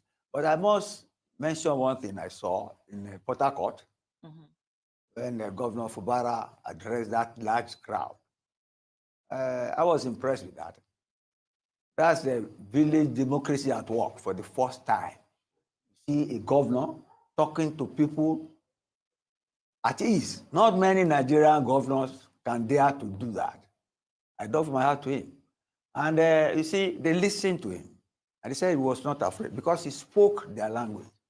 If our leaders had been speaking to people like that, see the gap, the gap in communication that has led to this protest will not have come to play. But you see, I must admit, the youths are very much involved. And you can see they are discontented. They are not happy. Government must do something to arrest the situation. I don't know if the temple will gather. You see, like you said the other day, it may gather pace, rise in momentum, or it may fizzle out. Depends. And it depends on how the police handle it. The police were getting incensed in Kaduna. I could see that policeman was trying to sound provoked. That is part of the risk, in terms of security and in terms of a breakdown of law and order. But as things stand, I see that people are angry. People are angry, they are hungry. They're sending a clear democratic message to government. And better government listens. Now, talking about some of these messages, I've seen a number of placards and a number of interviews today where protesters are saying, we don't want palliatives. That was one of the reactions when Governor Fubara, in all earnesty, said, I'll give you guys something for pure water and bread. And our reporter, our correspondent on the ground said the people were upset. They were furious because they said, we don't want handouts. We don't want palliatives. What's your take on this? Because, the government has extended palliatives regularly in all good faith as a way to try and bring ease and some succor to people in this situation. But the people are saying it's not palliatives we're looking for. How would you unpack this? Look, you must separate the language of politics from the language of protest. When he said that, I watched it. He said it in jest. That even when you say, I can buy you, they did not sound, it wasn't a message as such. It was, you see, the language of the moment. Get me? If they were angry, they would have pursued him and said, if they were of your view and using the language of what led to this, they would have stoned him. But he was in their midst and he had rapport. So it's context. He had rapport, yes. He had rapport with them. So that's why he was able to communicate. So I don't see it in that light. And if leaders can go into the midst of people protesting like that and still be able to create rapport, that's democracy. That's a good politician. Get me? People should cultivate that sort of habit. Instead of when people want to get elected, they go around everywhere. And when they get elected, they create a barrier between them and the electorate. That is part of what has led to this. But the face of anger, discontentment amongst our youth, is just manifest before us. We have to take care of that. Of course. Mr. Shobol, I remember a few conversations ago when I asked you about, I always make reference to this, when I asked you about your advice to this administration, you said, move faster. Yes. Now, this is day one of this anticipated protest. Are you content with the response or the lack thereof from the center? Do you think it's important that a page be borrowed from what we've seen with Governor Fubara, that we see something like that from the center? Well, you want the president to go to the square, yeah? I'm not saying we should go to the square. I mean addressing the protesters. Not the protesters. I should address the nation. That's part of that. If you address it, that is everywhere. he needs to address the nation. And I think that was what the former secretary to the government was saying day before yesterday. But instead of that, all the ministers came to appease the nation. But the president needs to talk to the nation. And I hope you will do that, because this cannot be going on a daily basis. They said 10 days, I don't think it should last 10 days. In fact, it should end today, because the message is clear. Well, the message is clear. If I have my way to end today, then let government have compunction, conscience, and know that something is amiss, and that people may be waving at them at times, but they're not happy. That's the message, and that is democracy. The electorate is disgruntled and wants government to act fast, like yesterday. Like yesterday. Yes. Well, you know what? One thing that's definitely worthy of noting is that maybe if the unemployment rate was a little bit lower and people had jobs to go to, we'd be guaranteed that by tomorrow people would go back to work. But I guess that's another issue that needs to be addressed. I'd like to look at the disparity. I mean, it's very early. If this is a 10-day protest, anticipated 10-day protest, we're only halfway through the first day.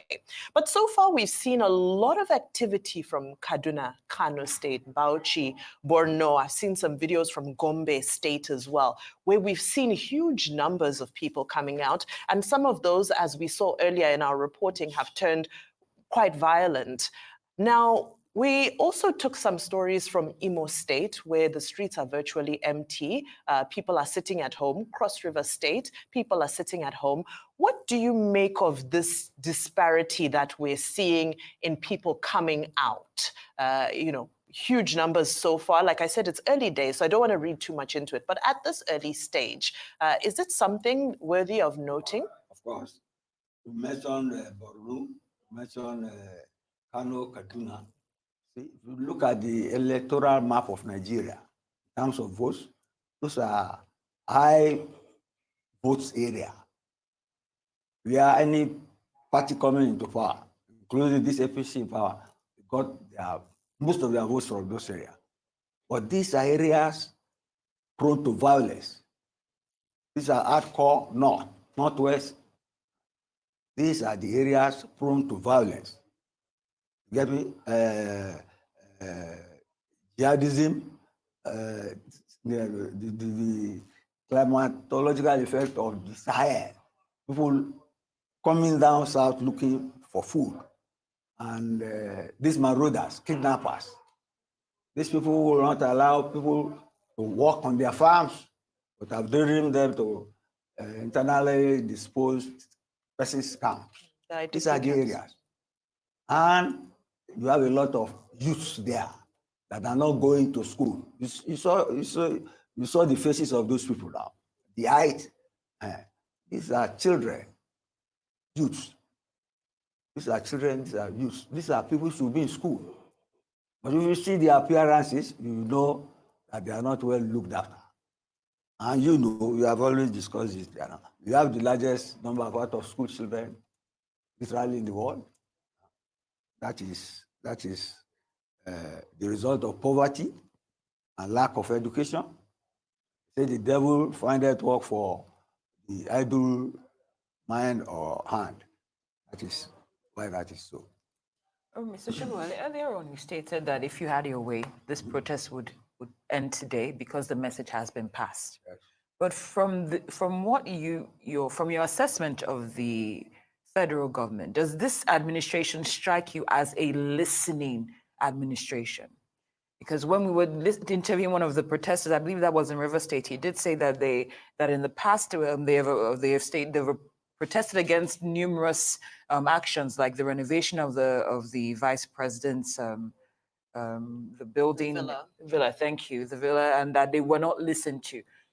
So, do you think that this administration, from the past responses and what we're seeing today, do you think that this message that you're saying it's been passed, do you think it's one that will be listened to and acted on?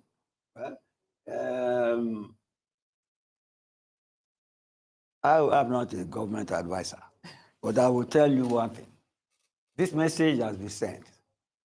And I've He's saying that government has no time on its hand, must act fast. So it's not a matter of listening. If the government had listened and performed and acted, people would not be on the streets. You get me? So it is performance now, not listening. Listening has not yielded results. That is why appeasement came in. So the government must bridge the gap between performance and non-performance. And when the president came in, he said his ministers that he will be appraising them from time to time. He should do fast appraisal. Fast appraisal. And you see, the government has been trying to appease. But you see, I will not say the appeal has fallen on deaf ears, because many people, maybe it will have been worse than this. But people have listened. They have appealed. People have listened to government. If government is listening to people sufficiently now, I will not know. But government needs to up its performance and bridge the communication gap between the rich and the poor, and between the host of the electorate, they who are in power. That's it. And I was talking about bridging relationships. One development that I think is noteworthy is the fact that over the past few days, we've seen, can I call them elders, coming out in their numbers, whether they be cabinet ministers, religious leaders, even traditional rulers as well, coming out appealing to young people, appealing that they do not embark on this protest. And my question to you is, seeing that this protest has still taken place, and in quite a big outcome, do you think there is now a disconnect between, I want to call them the elders, and the youth? Is there, a new relationship developing there? I don't agree with your assessment that the protest has been huge. This is Lagos. Everywhere is dry. Some people have locked up their shops. Maybe they are not sure what will happen. So I won't say it's a successful protest. You get me? But the message has been sent. And as for those traditional rulers, elders, and so on, that's the status quo. If there is a revolution, they will suffer, they will be the target. So it's self-interest and self-preservation for them to appeal to people. But then they should urge government to be more responsive and to make sure its promises get fulfilled faster. Time is not on its side. With all the goodwill it has, government so far has tremendous goodwill. It should not waste it and consummate it in such a way that it has the goodwill and maybe the affection of the people. I like the fact that with each response you're saying faster, faster, yes, which is music to my ears. Speed is of essence. Of course. Now, Mr. Shibali, with all the interviews we've had today, we've seen numerous demands. One that reminded me of you was when we saw a banner that said they wanted education grants, not student loans. Yeah. We've seen other ones that said reverse the electricity tariff, bring back subsidy. From all these demands that are being made, do you think there are any that are far-fetched, outrageous, or are they all reasonable demands? They are reasonable. Why are you questioning that? I'm asking your perception. From their pains. Of course. That's why we've been discussing that. We've discussed anything you see on that placard. I don't think there's any that we have not discussed there. Mm-hmm. Those are the pains of the Nigerian people. And that is the reality of our politics. Those things are not being met. That is why people are complaining. We are analyzing why. But then they are the receiving end, get me? And they are saying that they don't want to die of hunger or poverty. That is why the protest is on. That is why government is in place to give them succor. The reason I asked why, if you thought that any of them were outrageous, because if you're saying that they're all reasonable, then this should be easy for the government to attend to since they're crucial. Mm-hmm. What do you think? The government has been explaining why all along, and have been appeasing that the results will come later. Like I said, they say they are laying a foundation. Because, Rome was not built in a day. Some of these things will take time to come out. That is why I said speed is of essence for them to make sure the good things we are put on the ground manifest in time. So people get too angry or too hungry. Yes. All right, I want to retract what I said earlier. In my list of places where I said there wasn't much activity, I'd added Cross River State. We're looking at images from Calabar this morning where it was a slow start, but it seems, young people, these boys look extremely young, have come out to protest. We see a little bit of tension happening between the young men and some men in uniform.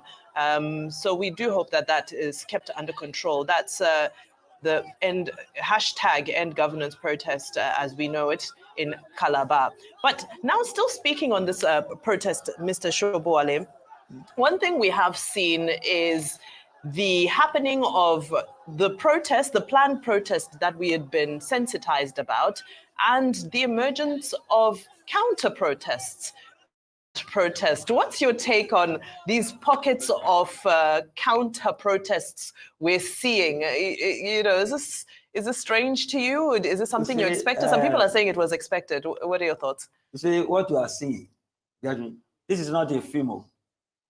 It's not a film. It's not entertainment. Yeah. It is public outcry. Get me? And I'm not happy with it at all. Situations, do not degenerate to this, whereby people take to the streets and start lambasting the government they voted to power. You get me? So that is why I say I hope and pray that it fizzles out today and that maybe the president addresses the nation. Get me?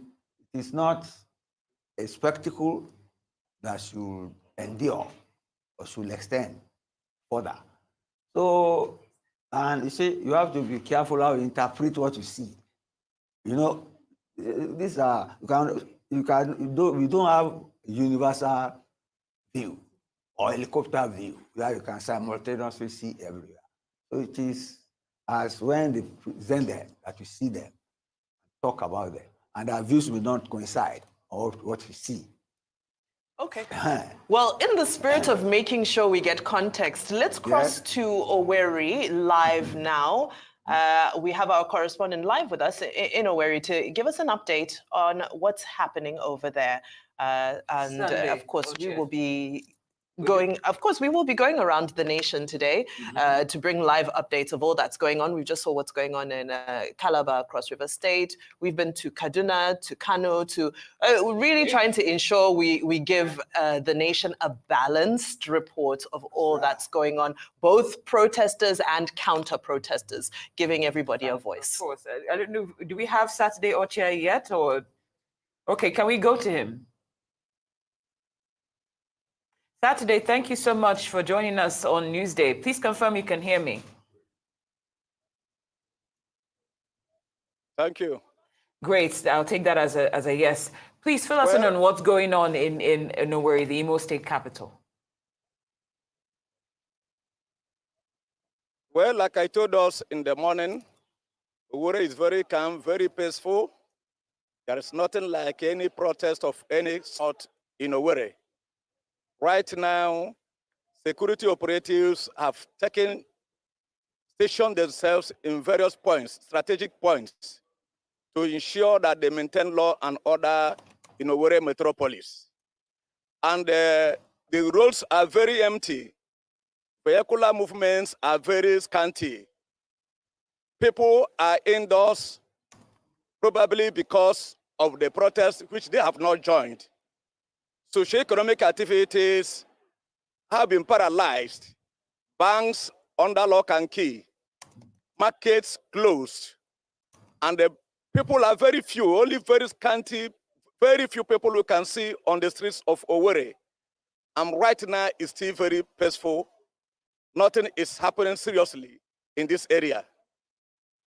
Thank you so much for that, Saturday. I know I watched your live cross into the morning show, and you had said that, well, people of Owerri and Imo State are used to sitting at home. Are you still attributing that particular phenomenon to the amount of, shall I say, inaction taking place in the streets today? Or is it that people are just not invested in this particular protest? Well, you know, in Southeast and particularly in Imo State, protests have not been the issue on ground. Like yesterday, the state government, His Excellency Governor Hope Uzodinma, addressed the people. He told them that there is no need embarking on protest. The reason being that Mr. President Bola Tinubu is doing great, working around the clock in ensuring that the hardship Nigerians are facing are ameliorated. And he said, sooner or later, that will be witnessed in this country. So there is no need embarking on protest, according to him. And then he went further to say that those who are organizing this protest, where are their children? That their children are abroad, rejoicing, while they are using parents, youths or children of other parents to embark on protest. So he advised them not to embark on protest. And that may be the reason, one of the reasons why there is no protest in Imo State. And more so, yesterday and day before yesterday, the unknown government unleashed terror on the people, killing many, injuring many.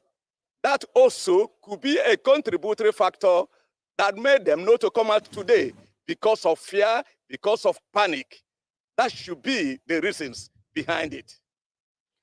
Thank you, Saturday. But from your assessment, of course, you're on ground. Do you anticipate that this will be the same, that things will play out the same way tomorrow and the day after? Because we know that this is scheduled to hold for 10 days. Do you anticipate that some people might decide to come out tomorrow, if not today, or do you think it will stay the same?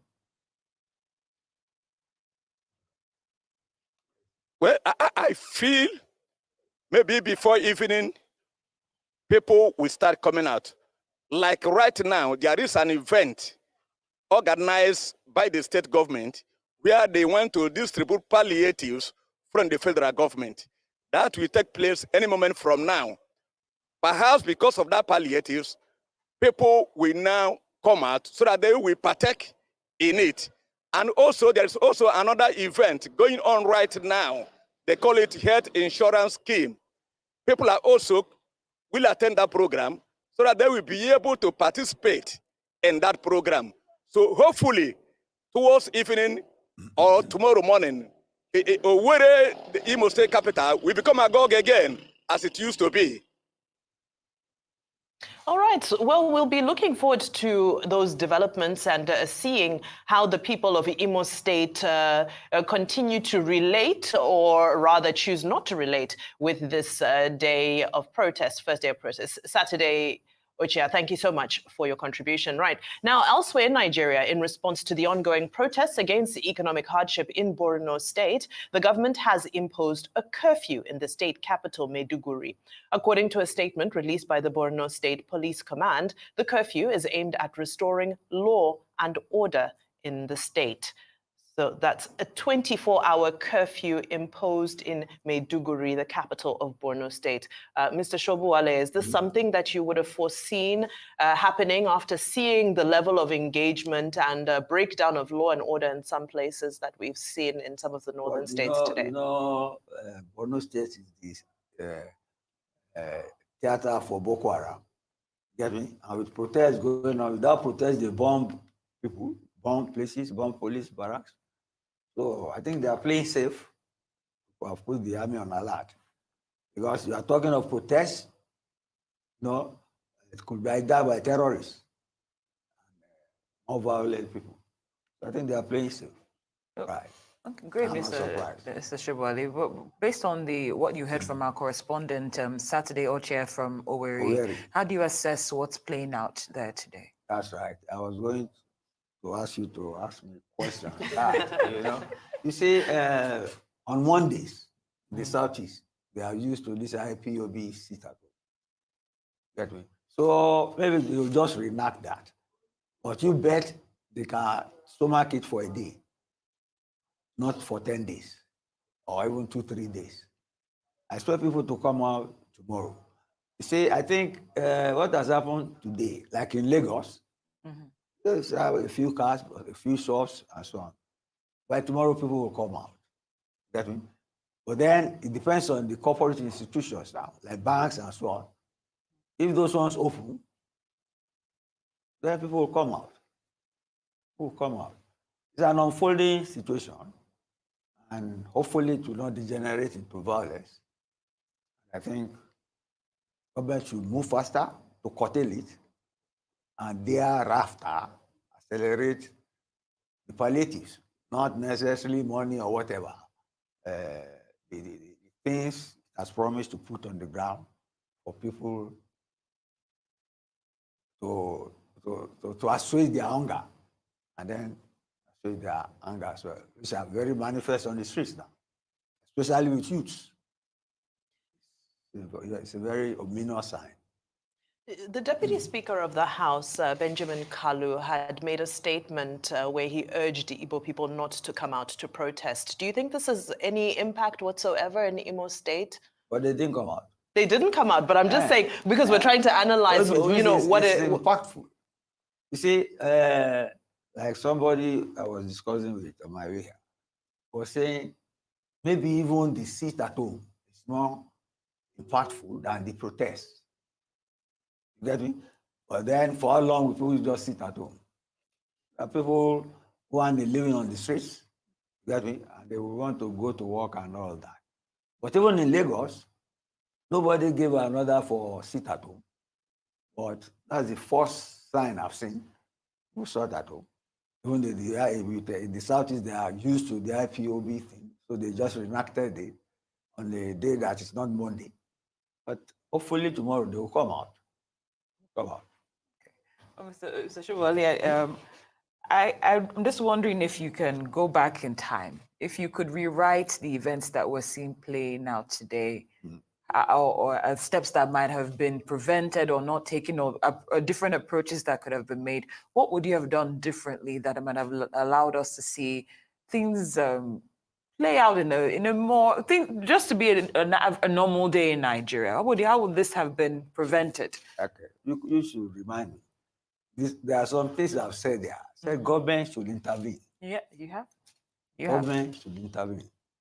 And you see what they did on Kote. That's government intervention. And you see all these rising prices, foreign exchange, alarming rates vis-a-vis the Naira. Government should intervene. And the president said, if it is necessary, he will intervene. I don't think he has intervened more enough. Get me? In terms of, we can have price control. Who said we cannot have price control? People cannot just be selling things, things people need to exist at an exorbitant rate. It will create hunger, and that is what is manifest now. So government should intervene more and not be dancing to the tune of the IMF and this free market economy. Because the IMF conditionalities have no human face. That is what you are seeing now. It makes human beings hungry and angry. You have seen that. Government should arrest that. Intervene in terms of pricing, intervene in terms of drugs, cost for drugs and things, transportation. There are some things that all of us will enjoy. Those are public goods. That government intervene in terms of subsidized public goods. Because even in Europe, they subsidize their government. You get me? I once read somewhere that the capitalism they started with is different from what is on the ground now. Get me?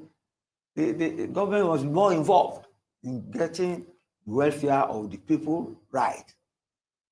It is the failure of that you see in the faces of those youths, restive and restless, and God forbid that they get violent. The government should, you can call it socialistic, I don't mind. Let government intervene, let prices come down, let cost of living come down. Then let people have food to eat. Then they won't be hungry, they won't be angry. Then we can talk. Yes. Intervention. Yeah. Mr. Shobowale, that point has definitely been driven home. Thank you so much for your time today. It's been an absolute pleasure, on this historic day to be able to, to rub minds with you and get your perspective on all of the developments. And of course, we continue to pray for peace. Amen. Amen. All right, you're watching Newsday. We've got plenty more still ahead. Make sure you stay tuned so we can give you more updates of what's happening across the country.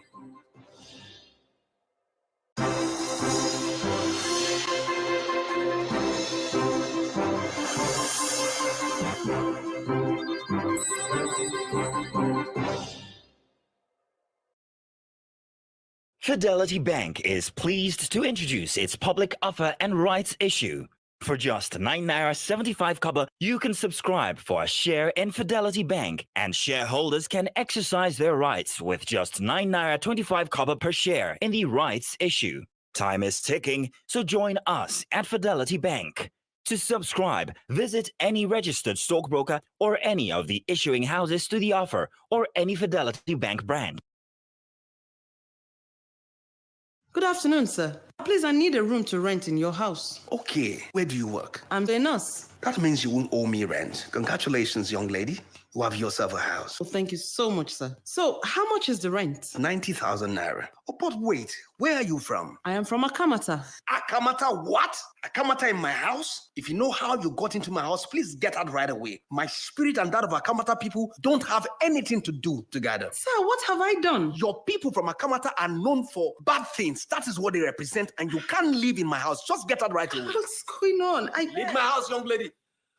Yes, our differences extend to our languages, culture, food, and even belief. But we are bound together by the cord of love. With one heart, with one voice, we will make Nigeria a hub of greatness, a place where the people live as one. This message is brought to you from the Center for Democracy and Development, CDD, with support from the UK government. Africa sits on the brink of unparalleled transformation. Leading financial institutions are embracing digitalization. Access Bank is at the forefront, redefining banking for the modern age. With digital solutions that transcend borders and bold partnerships that support financial inclusion, this isn't just banking, it's a blueprint for the Africa of tomorrow. Access, more than banking.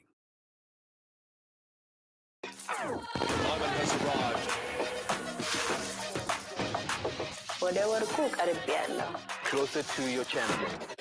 Stay connected for every medal moment from the 2024 Paris Olympic Games. Get closer to your champions with Supersport on DSTV, the home of entertainment.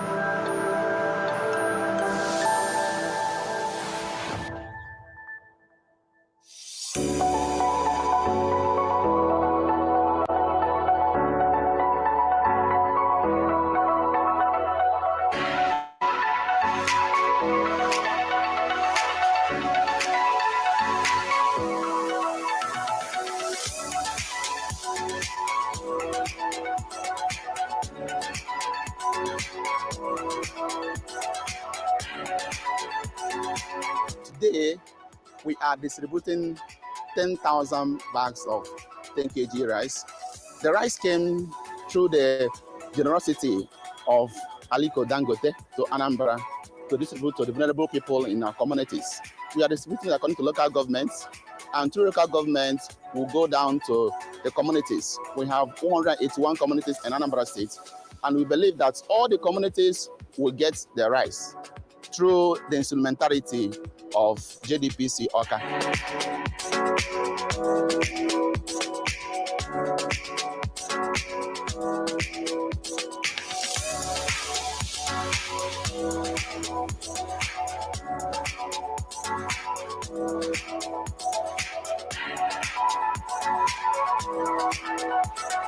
Aliko Dangote Foundation brought these rice here to distribute to the people in our communities.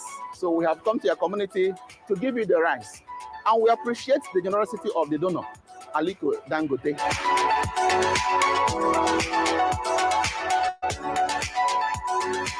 Obu na-atọ m ụtọ na-atọsi m ike. Enwe m obu aṅụrị na nri m rieketa tata n'ime chọọchị a tata. Obu na-atọ m ụtọ ọfụma. Hey, as I see this rice, I'm very, very happy. My children go eat today. Hey, I thank God for today.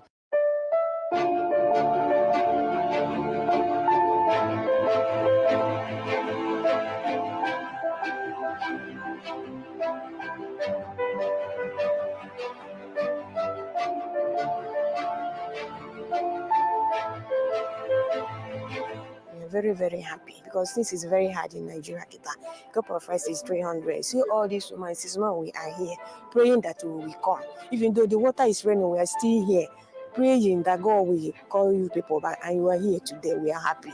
Everybody is happy, even me. Enwe ma anwụle ka ihe olile nke asụ elu taa ndị Catholic, ndị community, Amonike community. Enwe ma anwụle agụdị na Nigeria kịta iwe nwa anwụle na-abụcha ala ihe olile.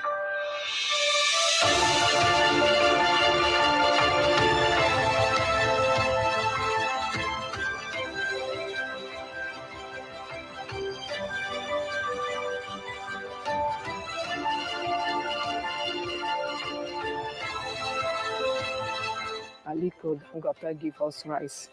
I'm very happy on it because he do mighty something in this our town. Because hunger is paying us too much in this our town.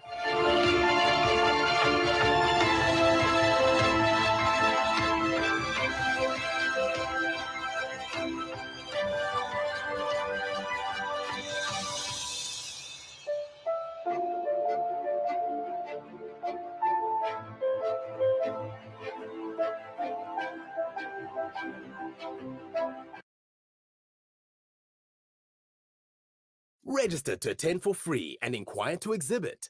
www.canex.africa.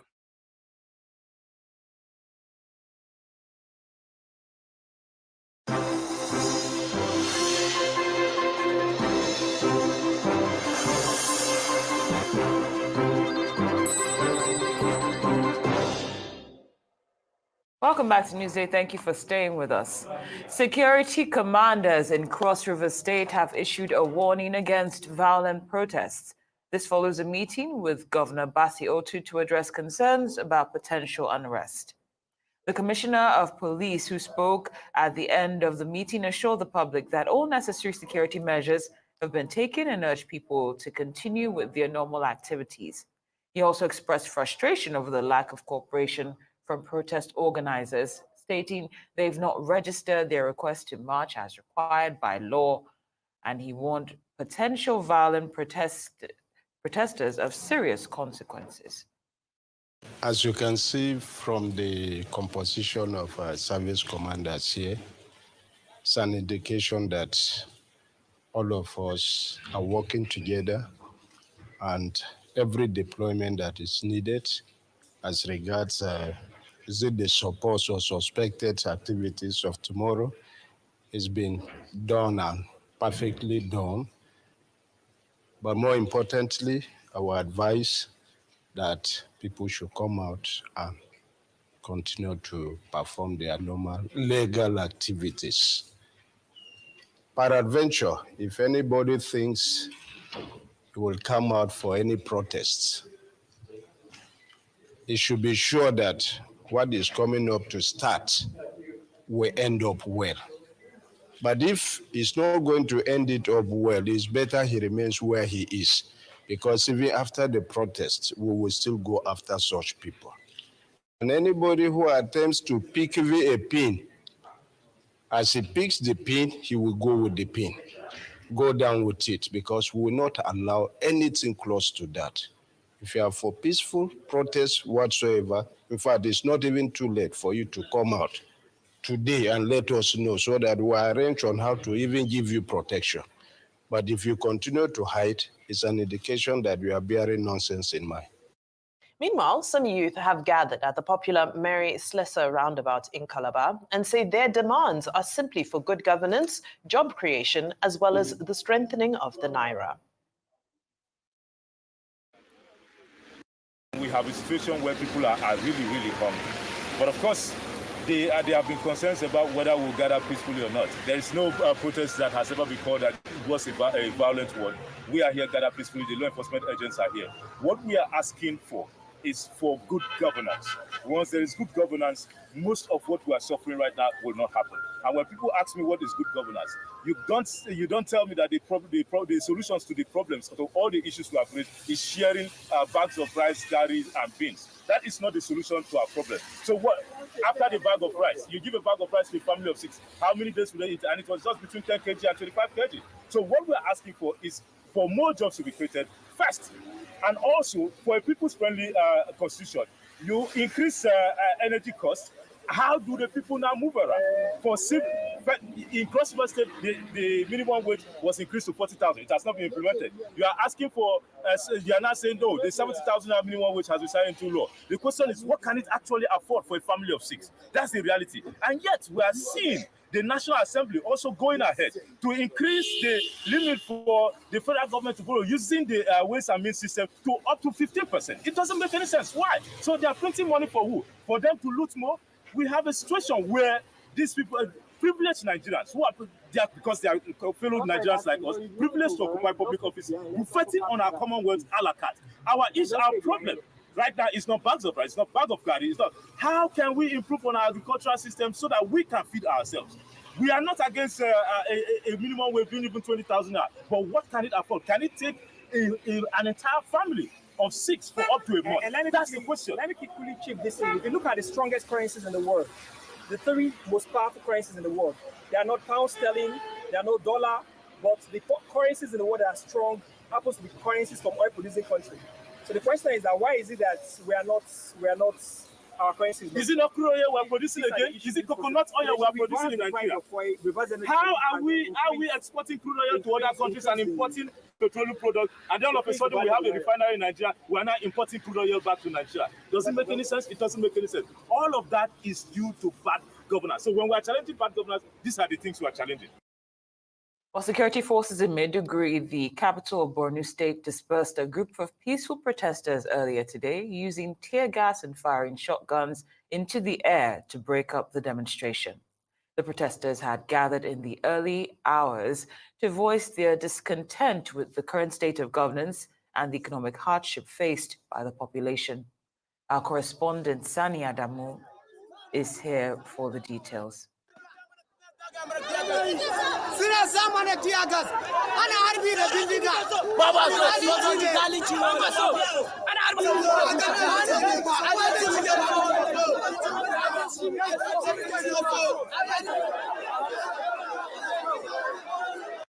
The protest began around 9 o'clock in the morning here at Bulunkutu in Maiduguri, the Borno State capital. But as you can see, the security operatives are trying to stop the protesters from proceeding into the city. Now, as we mentioned earlier on in this program, in response to the ongoing protests against economic hardship in Borno State, the government has imposed a curfew in the capital, Maiduguri. According to a statement released by the Borno State Police Command, the curfew is aimed at restoring law and order in the state. Now, operatives of the Kaduna State Police Command have dispersed protesters who attempted to block major roads leading to the state's government house. The protesters carrying placards with inscriptions such as "End Fuel Subsidy Now" and "End Bad Governance" began their peaceful procession from the popular NEPA roundabout towards the government house, chanting solidarity songs. However, the protest turned violent when demonstrators started burning tires and throwing stones in an attempt to force their way into the government house. Security operatives have used tear gas to disperse the protesters who remain unrelenting. Right. Now, the spokesperson of the state's police command, that's Mansur Hassan, yesterday said that over 25,000 security personnel have been deployed to strategic flashpoints in the state to ensure law and order during the End Bad Governance protests. According to the police spokesman, the security personnel, including the police, the armed forces, and personnel of other security agencies, adding the show of force patrol was designed to showcase the capabilities and readiness of security agencies to maintain peace and order, and also serve as a clear warning to those who may seek to use the upcoming protest to destabilize the state. Now, protests have turned to appreciation in Adamawa State as many protesters were seen carrying placards boldly written, "Thank you, President Tinubu." The protest started at about 9 a.m. from Grade Interchange and terminated at the Mahmoud Ribadu Square. Comfort Ibrahim, one of the lead protesters, said they can't protest against President Tinubu because he's changed the narrative of the country. According to the leader of the protesters, those planning to protest against Tinubu's government are the enemies of Nigeria. The president is at the helm of affairs on the issue, on the crisis rocking the country, and I believe he's going to do something about it. And I want to say one thing again. In life, there's a good aspect of a human being and there's a bad aspect of him. We would like to appreciate the president on the issue of local government autonomy. He did a good job there. It is our prayer that the governors and the chairmen do the needful to the grassroots, to the people at the grassroots. And secondly, if you look at the issue of the student loan, is another plus to him because it will be of help to the students at the same time. And on the issue of agriculture, we heard what the minister said and we heard what he said, that food, about trucks of food will be brought to various states. And with that, it will help. Though one appeal we're making is that all we are after is that this issue of high rate of foodstuffs should be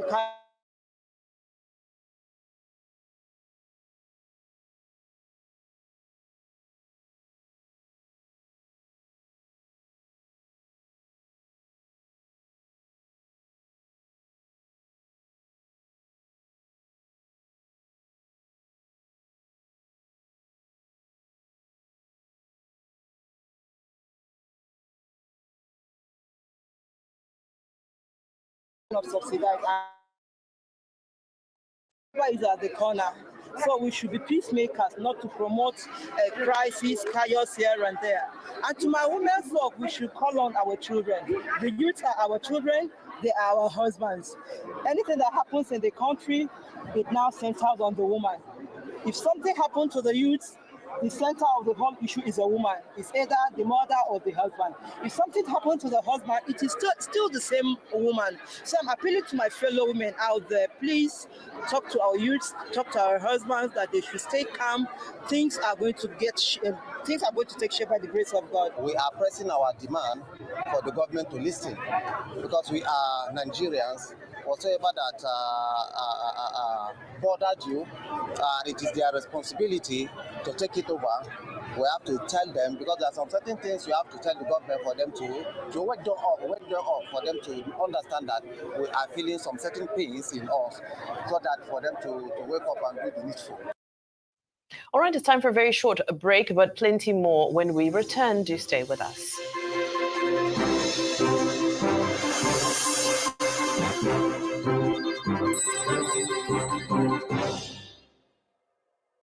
In a world where you can be anything, choose to make more out of it. So, whether you're a corporate, individual business, or entrepreneur, you can make the extra cash you need by signing up as an Access Closer agent to provide common banking services like cash withdrawal, cash transfer, buy airtime, bill payment, account opening, deposit money in your neighborhood. To register, all you need is to visit any Access Bank branch with a valid identification card, your NIN, your utility bill, your business registration documents, and a minimum capital of 50,000 naira. Access, more than banking. 75 days since the last day of last season. We are ready to do it all again. Phil Foden is having the season of his life. Brilliant!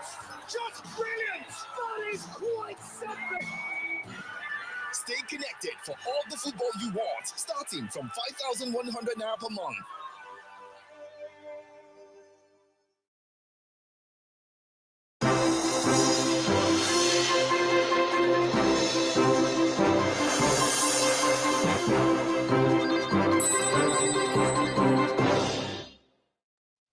Welcome back to Newsday. Thank you for staying with us. There was low compliance level during the much anticipated nationwide protests in Anambra State. Arise News correspondent reports that most residents went about their normal activities except corporate organizations and businesses who shut their services to customers. A cross-section of those interviewed acknowledged the hard economic condition in the country. However, they said their decision to back out from the protest was for a political reason. They argue that joining the protest would further worsen their economic situation, citing the rising cost of food items and other commodities. They are voting. We are doing our own election. Our people, Peter Obi was winning the election. They carry and give Igbo, Yoruba people. Now they are saying that we are going to do protest. What are we doing protest for? So let's leave the Nigerian for Tinubu, let him govern to you at the end of the year. That is what I can say. Yoruba and the Hausas, they didn't believe that Igbo are existing in Nigeria. The reason why I'm saying this is this. Since the way I'm 50 years old man today, 1974 to date is 50 years. Since the day I born me, I never see an Igbo man rule this country. I never see an Igbo man participate in everything that a very good office in this country that makes something to move in this country. Now, the reason why you see people moving around here because of the way they treat Igbos in this country. Well, staying in the region, Enugu State, southeast Nigeria, a city known for its beehive of activities, is calm as Nigerians begin a 10-day protest over bad governance. Many parts of the Enugu metropolis, from new layouts to Presidential Road, Tiba Junction to Okpara Square, were devoid of activities. It would be recalled that despite the call from the federal government for the organizers of the planned protest to shelve the idea and embrace dialogue, citizens had insisted on embarking on the protest against bad governance and hunger in the country. Meanwhile, security has been beefed up within the state following the request of the governor of Enugu State, that's Peter Mba. As you can see, nobody is here. Nobody's here to protest. I just feel everybody is okay with what's happening in the country, or people are just too scared to come out and talk. So I feel Nigerians are not ready for the change. We only cry on social media. Now is the right time for us to protest, and nobody's protesting. So I feel nobody is passing through anything. It's just a mere cry. So let's just say Tinubu government is working perfectly. What they are protesting against is food and hunger. Igbo doesn't have that. What we need is good government. Once we have that, we don't see any reason to protest. As you can see, it's people, we came out to jog, to walk, live our normal life without fear of anything. As you can see, the governor, there's camera lights everywhere. Enugu is peaceful. That's what I would say. We'll take this story again. Protesters turned to a police station in Adamawa State as many protesters were seen carrying placards boldly written, "Thank you, President Tinubu." The protest started at about 9 a.m. from Grade Interchange and terminated at the Mahmoud Ribadu Square. Comfort Ibrahim, one of the lead protesters, said they can't protest against the president because he's changed the narration of the country. According to the leader of the protesters, those planning to protest against Tinubu's government are enemies of the country. All right, let's move on as Edo State Police Commissioner Funsho Adeboye has commended protesters for the way and manner that they have conducted themselves during the exercise. The commissioner, who empathizes with protesters, advised them to maintain the tempo as there are enough police officers to guarantee their safety. The King Square in Benin has recorded a large turnout of participants.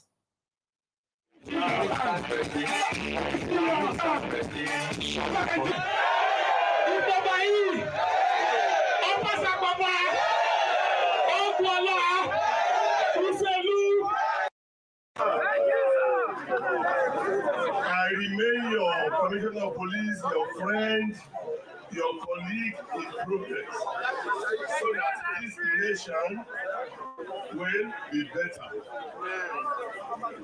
I want to appeal to you that we should continue in this tempo. By the time we do this is going to be a standard that other states will copy on what is called a peaceful protest. All the police wey you see around now to protect you, and we are ready. Even if you have any letter, I can assure you, myself and government officials will come for it. And I want to assure you that in the next few hours, your letter will get to the appropriate quarters. We are going to provide these things. We are going to provide some other snacks. Please let us make this a carnival.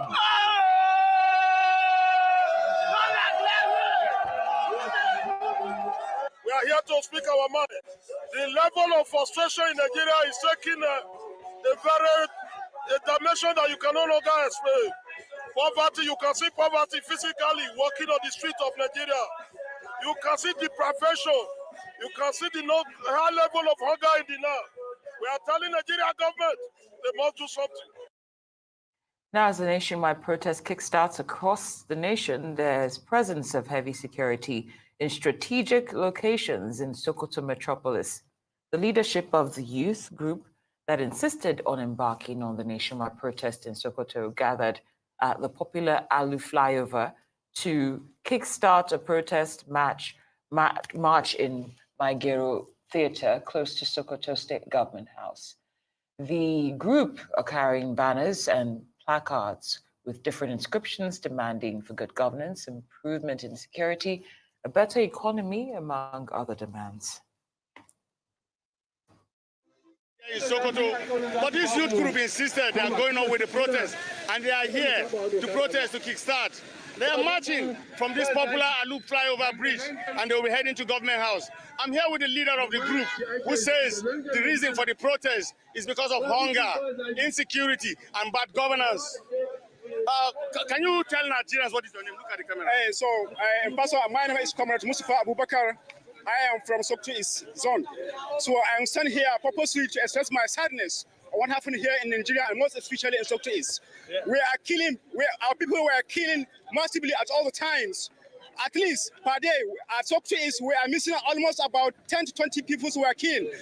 Almost about the population where we observed that in Sokoto East, almost about 20 people are killed in each day. 25 people are going barbarity in the bush. So we are here to demonstrate our sadness, to show that our Nigerians are in hunger. Our people are killing massively at all the time. So we are here to show that our government that we are here purposely to inform the world that our people are killing. We are here representing the Sokoto East. We are here representing the Nigerians. We are here representing our younger ones. We are here. As you can hear from the protesters, one of the reasons for embarking on this protest in Sokoto is the situation of security challenges that is causing death to people. What he's saying here, that daily over 20 people are being killed in the Eastern Senatorial District of Sokoto, and is one of the reasons why they are protesting, and they want government to take action. It is Suleiman Nasser reporting from Sokoto for Arise News. And Newsday continues with more of our top stories after the break with Hawa Mukan and Timitope Fagbemi. I'm Cynthia Are. And I'm Bumbai Mutinidi Ekweyong. Please do stay with us and stay safe out there.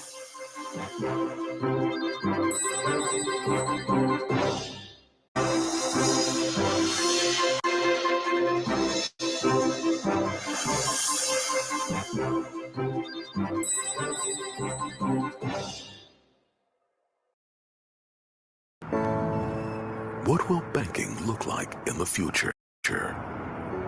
For over a century, we've been growing to meet the needs of an ever-changing world, delivering unique solutions to help our customers reach increasingly bigger dreams. Innovating to create an exciting new world of convenience and freedom, where what you can achieve, it is only limited by your imagination. opening up new, more inclusive channels for commerce. Empowering a new generation to reach beyond their dreams and grow into the giants they were always meant to be. We're helping to create a future where the possibilities are infinite, the opportunities borderless, and where the world looks up to Africa. Let's awaken the giant in you. You first. First Bank.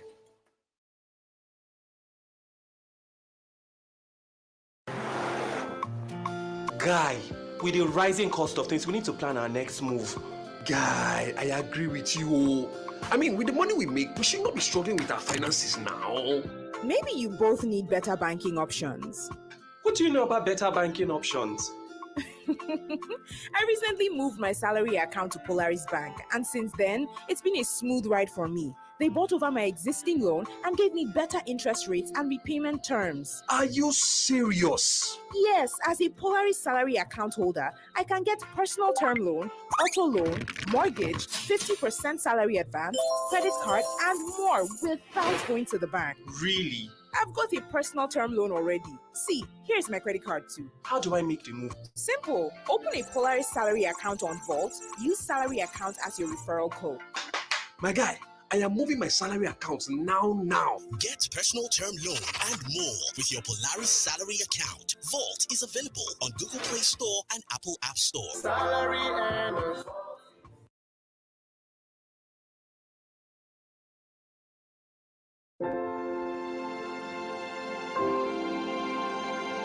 You're watching Arise, the world's standout news channel.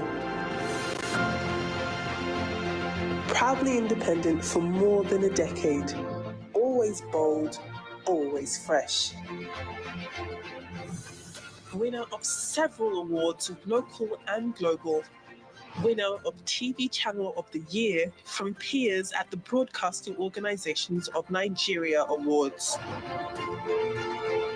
Winner of an Emmy from America's National Academy of Television Arts and Sciences. Still, we're changing the conversation to make sense of your world. We'll do it together, because now more than ever, you need a clear voice to guide you home. Arise News, awards, and beyond.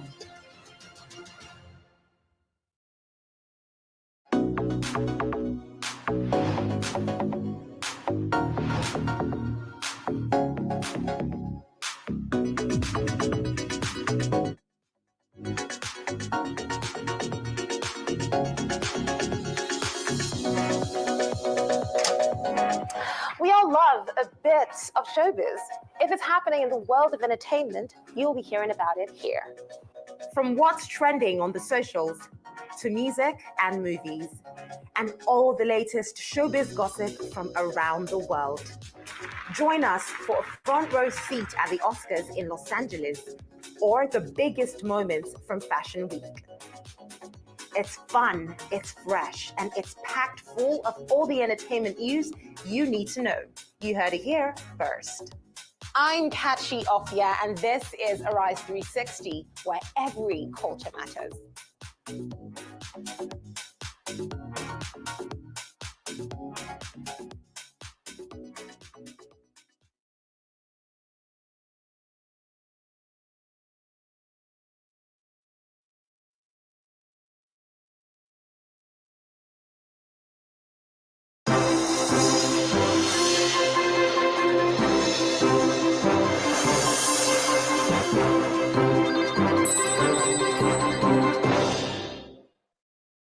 It's the D-Day of the nationwide protest here in Nigeria as protests sweep across the country with the protesters demanding good governance from Lagos to Abuja, Port Harcourt to Kano, Sokoto, Enugu, Owerri and Maiduguri.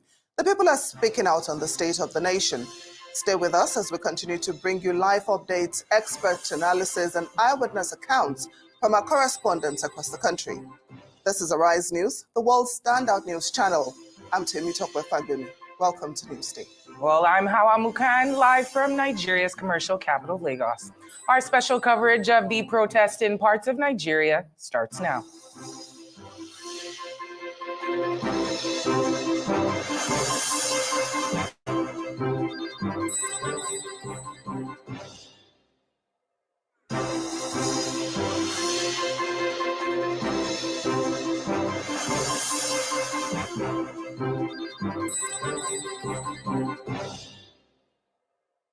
Well, Nigerians resident in the ancient city of Ibadan besieged major roads to resist what they termed bad governance and the worsening economic challenges which have made their lives most unbearable. The protests, which commenced at the Iwo Road interchange, traversed Mokola roundabout, challenged the area and indeed major regions across the state. Led by leaders of the Joint Action Front, civil society groups, and student union leaders, the protesters say that they will not back down until the lives of the common masses take more of a positive dimension that is devoid of hardship. They say they will not back down until their demands are met, calling on other citizens to join in with them in subsequent protests to demand for a more prosperous and rewarding life. To express our dissatisfaction and displeasure against government that is unleashing poverty, misery, squalor on the mass of Nigerian working people. We are using this opportunity to tell Nigerian government at all levels that enough is enough. We are using this opportunity to beg our president and every senators involved in this case. They should please beg. The fuel price should come down. The food price also should come down. That is what is really giving us headache. We are calling on the government to clamp down on all the hardship that the Nigerians are facing, that the masses are facing. We want the Nigerian government, as a matter of urgency, to find something to do with the fuel pump price. And also we want the government to find something to do to the hardship that the Nigerians are facing. Hunger and poverty. So we are coming out to say no to all these prices. That you cannot really continue. That we are not fighting for survival. We are not fighting not to be extinct. No, it's completely no. And we are saying that you cannot be telling us to tighten our belts when you continue to throw money as political office holder. You are facing a minimum wage of 70,000 naira. 10, 12 years ago, the minimum wage was 30,000 naira. And the equivalent of that was $90 10 years ago. In 2024, we are now facing a minimum wage of 7,000 naira. That is equivalent to $40. It's when we want to protest, they will say hoodlums will cause violence. Who are the people creating these hoodlums? These hoodlums are the same thugs you use for election, you use for campaign. They are not hoodlums. But when it becomes a protest, you turn them to hoodlums. The announcement of this protest itself has sent shivers down the spines of those in power at the top, and you have seen them rushing to do some Bole Kaja intervention, which ordinarily we know would not add any value. But in the long run, we know that they will be forced to do what is right. And when they do that, naturally, until we now find that after 10 days they don't do anything, we may re-strategize and see what we can do, if possibly, to engage on an indefinite protest session. We now go live to Bayelsa State, where our correspondent Theophilus Agidi is standing by to give us an update on what's happening there. Theophilus, thank you so much for joining us on Newsday. Please bring us up to speed. Thank you, Timi, Tokwe, and Awa. I am at the Bayelsa State Police Command, where I have with me the Commissioner of Police, CP Aloyenu Francis Idu, and he will tell us what steps he has been taken to ensure that there is peace in Bayelsa State and the protest is going on without any violence. Sir, we'd like to hear from you. Arise would like to hear from you. What steps have you been taking to ensure there is peace? And what have you been, can you give us an update of what you have been doing around the clock to ensure peace, safety of lives and property? Okay. Thank you so much. First, you can turn to the drones. They are returning from mission. My drones are returning from mission now. But the first thing is to build people's confidence of the capacity of government to protect lives and property and give adequate guarantees that in peace we'll thrive better. And in formatting this, we earn the confidence of the various strata of community-based organizations in Bayelsa here, mobilizing the youth and infusing all energies to ensure that today will come and go like any other day. The interest of the youth of Bayelsa differs from the interest of the contiguous zones around here. This was the epicenter of the economic struggle for emancipation. The fruits of these emancipations are dropping, and the youth won't want to do anything to disaggregate the benefits and their access to wealth. Okay, so I would like to hear from you. What have you been doing around the clock to ensure that there is peace? Tell us what has been happening in the state. Your day-to-day operations to ensure that this violence does not get out of hand.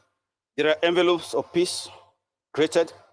Then there are deployments specific, both foot on the ground deployments, motorized deployments, and if you turn the camera a little, you will see drones coming back from missions.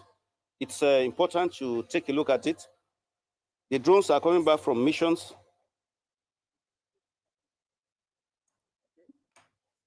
Well, sir, we understand that we know, sir, we know you have a very sophisticated system you've put in place to ensure that there is surveillance of the whole Yenagoa city. Like we are having a drone now. I know that the police command has a drone. What effort is the police also taking to ensure that there is no clash? Your monitoring of the environment, like recently, there was this small skirmish. There was this small skirmish around the Biogbolo area, and we also know that while there are protest activities going on, there are also solidarity activities, rallies going on. What steps are you taking to ensure that these two groups don't clash with each other? The two character groups that met in that place have nothing to do with the protest. They are rival cult groups, and they were dispersed immediately. Those who are in support of the governance system were in the government house where they were received by the governor, and they had interactive sections, and the governor left, and they've gone back to their houses. This was the domain of various, columns of cultist groups before now. They found today as an envelope to congregate, and immediately we got the information, they were enveloped, and vanguards were created to take them out of these streets. And we didn't want to do anything to orchestrate violence. Appeals were made to them, and the other youth groups who are for peace in Bayelsa approached them, and they were fizzled out of the streets. As I tell you, as I speak, the whole streets of Bayelsa, particularly in Nugua, is free. Banks are open, markets are open, the transport parks are open. People have gone to market, they've bought things, they've gone back home, and those in the market are there. Go and check the markets for yourself. Swale, Tombia Market, Ikike, check all those places. What we have here is an agreement by the people who want to create a corridor of compromise with government. They want more evidence of governance. As they have assured government that what they have, they can protect it. Make no mistakes, one of the tallest buildings of the federal government in this region is housed in Yenogua here. And the people have owned that building. And they see it as a city icon. And everything there is going on peacefully. Banks are transacting. No POS person has even been attacked in this place. It's because we have synergy with the people. And we are on stability patrol right now. We've folded up blocking positions. We anticipated violence before. That's why we created the blocking positions. We folded it out into stability patrols. The city is stable. Well, sir, the efforts you have been making to ensure peace, has been visible. But it's going to be a 10-day strike. A 10-day protest rather. What steps have you? What measures have you put in place to ensure that in the remaining 9 days we are going to see the situation that we are seeing now? Okay, if you go around, our sister service agencies are deployed in fusion with us. The Army, they are buoyantly out. So the Navy, don't forget it's like a Navy town. The Air Force, the civil defense, our brothers in the plain uniform, the DSS, the drug law enforcement agency to ensure that the contaminants that drive violence is taken off the streets too, and that the youth are decontaminated. So every agency is hands-on. The immigrations are with us, supply us information, personal data we need about those who have just crept into the city. Our cameras are everywhere, and the drones are not just one, they're about 9. They're just returning from missions. Everywhere is under the envelope of social harmony. Okay, sir, I would like to... So in the next 10 days, the deployment will be the same. The concert and response system will be the same. But I like to warn that there is no need to fatigue the uniform services. The youth should understand. We've been very mellowed in interacting with them. But let them not allow frustration, aggression to set in. We should not be frustrated by irritating behaviors on the street. The Bayelsa youths that work with us are giving us guarantees and assurances that today will be the only day they will come out to express various concerns. The concerns were expressed within 2 hours and they folded up. The ones that lasted up to 3 hours were those who came in solidarity with government. They've been addressed by government and they've returned back to their houses. So any other day, anybody that comes out to disturb peace and order within this city, they'll be looking for something different. Insurrection is a cocktail you just mix. You go and read about insurrection, how it starts, how it's inducted. We have all countermeasures in place. Sir, I understand that. We all understand that some of these issues that has created some of these problems are socio-economic problems. What measures is the police taking to ensure that there are efforts to win the minds of the youths and ensure that they embrace the path of dialogue?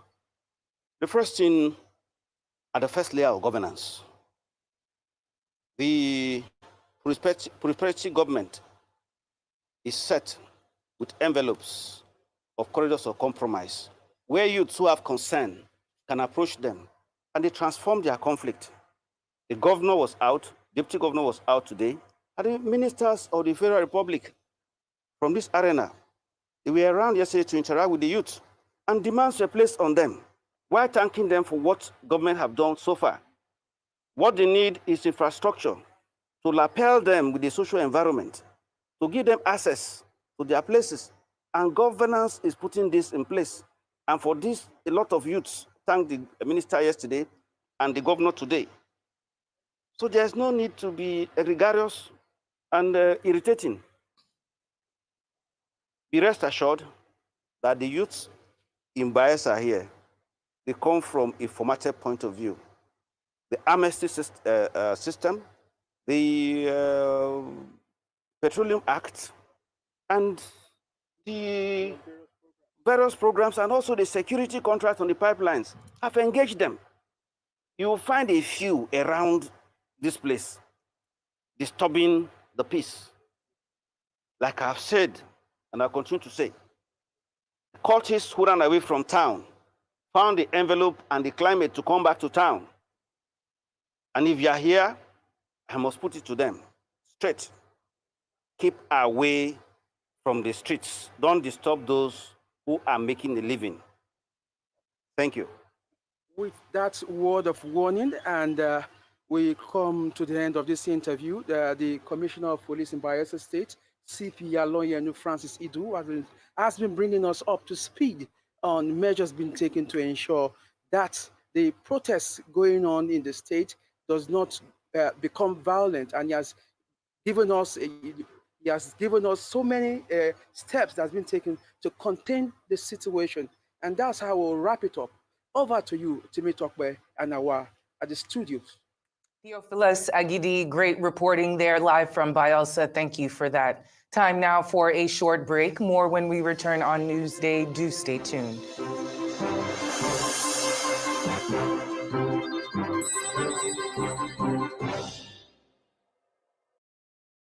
afternoon, sir. Please, I need a room to rent in your house. Okay, where do you work? I'm a nurse. That means you won't owe me rent. Congratulations, young lady. You have yourself a house. Well, thank you so much, sir. So, how much is the rent? 90,000 naira. Oh, but wait, where are you from? I am from Akamata. Akamata what? Akamata in my house? If you know how you got into my house, please get out right away. My spirit and that of Akamata people don't have anything to do together. Sir, what have I done? Your people from Akamata are known for bad things. That is what they represent, and you can't live in my house. Just get out right away. What's going on? Leave my house, young lady. Yes, our differences extend to our languages, culture, food, and even belief. But we are bound together by the cord of love. With one heart, with one voice, we will make Nigeria a hub of greatness, a place where the people live as one. This message is brought to you from the Center for Democracy and Development, CDD, with support from the UK government.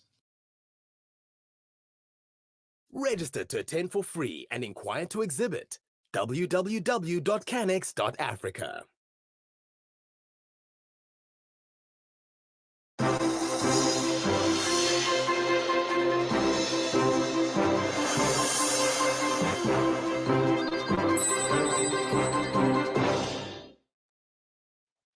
Welcome back to Newsday. Protesters have looted and set parts of the Kaslia office in Kaduna on fire. Samuel Aruwan, the Overseeing Commissioner of Internal Security and Home Affairs, along with heads of other security agencies, visited the office to assess the situation. Meanwhile, the state police spokesperson reported that security operatives arrested protesters found with incriminating items such as jackknives, live ammunition, and police camouflage uniform. According to Mansour Hassan, the force PRO, the police gathered intelligence that the peaceful protest was hijacked by members of the proscribed Islamic Movement of Nigeria and other hoodlums.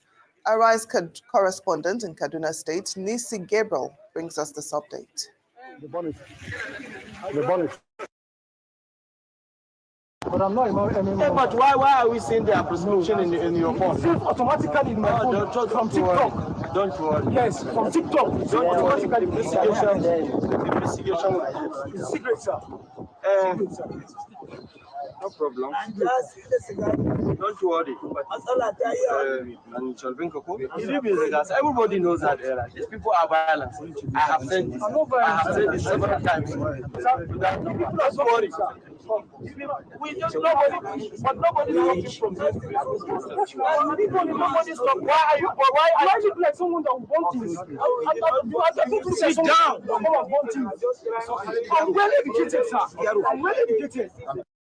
Well, some protesters partaking in the nationwide protest against economic hardship set up bonfires in front of the Kano government house.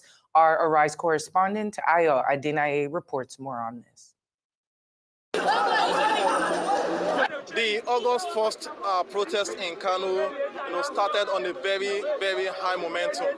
And just right behind me, you can see some group of protesters moving at the Aldubako way, expressing their grievances about their fears of the government. And beyond that also, we've also been to several streets in Kano State. We were in Zoo Road, we were at the Kano State Government House too, where there were a lot of protesters there too, who are also expressing their grievances. The Constitution of Nigeria, Section 14, that give any citizen of Nigeria a peaceful protest. We are in front of the government house of Kano State. Here that some of the civil servants that attack us. I'm on the street because enough is enough. Enough is enough for Nigeria. All the poor people of Nigeria, we are suffering. So we want the government to do something about Nigeria. We want the government to reduce food in Nigeria, and we want the government to reduce fuel subsidy in Nigeria, and we want the government to help us to make security here in the north.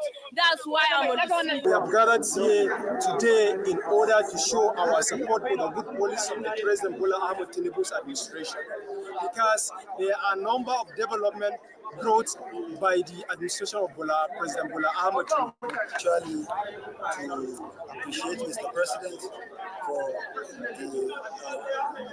the development we're able to count in this administration, more especially with the students. We appreciate the student loan We are here on behalf of the team in Movement of Frustrated State, SSM Ambassador, to deliver our message to the Emir of Kano, to take it to the president for insecurity, poverty, and so many things that is happening in Nigeria. Security commanders in Cross River State have issued a warning against violent protest. This follows a meeting with Governor Basiotu to address concerns about potential unrest. The Commissioner of Police, who spoke at the end of the meeting, assured the public that all necessary security measures have been taken and urged people to continue with their normal activities. The Commissioner expressed frustration over the lack of cooperation from protest organizers, stating they have not registered their request to march as required by law. He warned potential violent protesters of serious consequences. You can see from the composition of service commanders here, it's an indication that all of us are working together, and every deployment that is needed as regards is it the supposed or suspected activities of tomorrow is being